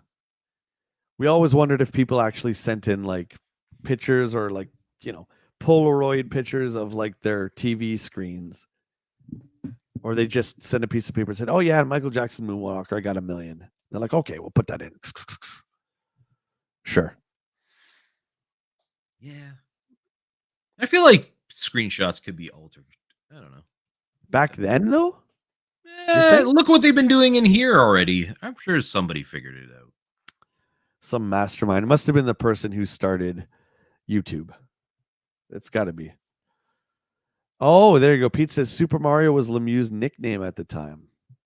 Really? I didn't know that. There you go. Well, now that makes sense. Send in the Polaroids. Send it to blondejustice.com. Retro Mags, thank you very much for another great issue. Guys, this is where we do our read-alongs here, Retro Mags. And I'm sorry to all the Bishu fans out there. No Bishu. No Bishu. Bishu-less. And if you guys can remember, if there is a game that you saw in the reviews that you wanted Will and I to hunt for each, you can let us know. But once this broadcast ceases to be live, I think everyone forgot about it, Will, which might be okay. I don't know. Maybe it's not popular. I don't know. Go join Jay's Discord and mention in there if one of those ones that were reviewed today you'd like us to go find. One for Jay, one for me, and then when we go out hunting, not next week, the week after, I believe we're going. We'll keep an eye out on it. Yeah. Yeah. A couple things. I'll hand it over to Will first, and Will can let you know what he's got going on. Oh yeah, me. Hi friends. If you enjoyed having me here, I'm always here every Sunday with Jay. We either do some retro mags or play games together. But I also stream weekly over at twitch.tv/WillLo, as the name here says. We play a lot of survival games and stuff over there. We also did a charity stream yesterday for Stacked Up, where we raised $800 servicemen, members, and veterans in the U.S. and Allied Forces. Good stuff. A lot of cool things over there. So yeah, head on over, check it out. And I do have a YouTube channel here as well too, which I do have a video I've been editing, hopefully coming up soon. It's retro related, so keep an eye on it. And guys, if you'd like to support the channel, please feel free to become a channel member. There's many perks, including like what we talked about, our private Discord server where you can hang out with us, all the community, even when we're not live streaming. So please consider that. There are 3 different tiers. You can find me Thursday through Sunday. I'm thinking about bringing back the Wednesday just as a morning coffee stream where we can watch cool stuff like we used to back in the day. I'm still thinking about that. And please make sure you check out our new game hunting video where we go to Brody's Gaming and Collectibles store. The 2 stores that we've shot at have been just incredible and very different from each other too. So make sure you check those out. That is it. I'm out of here for a couple days working on a new history video that will be out sometime in the near future. So thank you guys for the support. Thanks for hanging out with us. And we're going to see you on the next stream. Take care, my friends. See you, friends.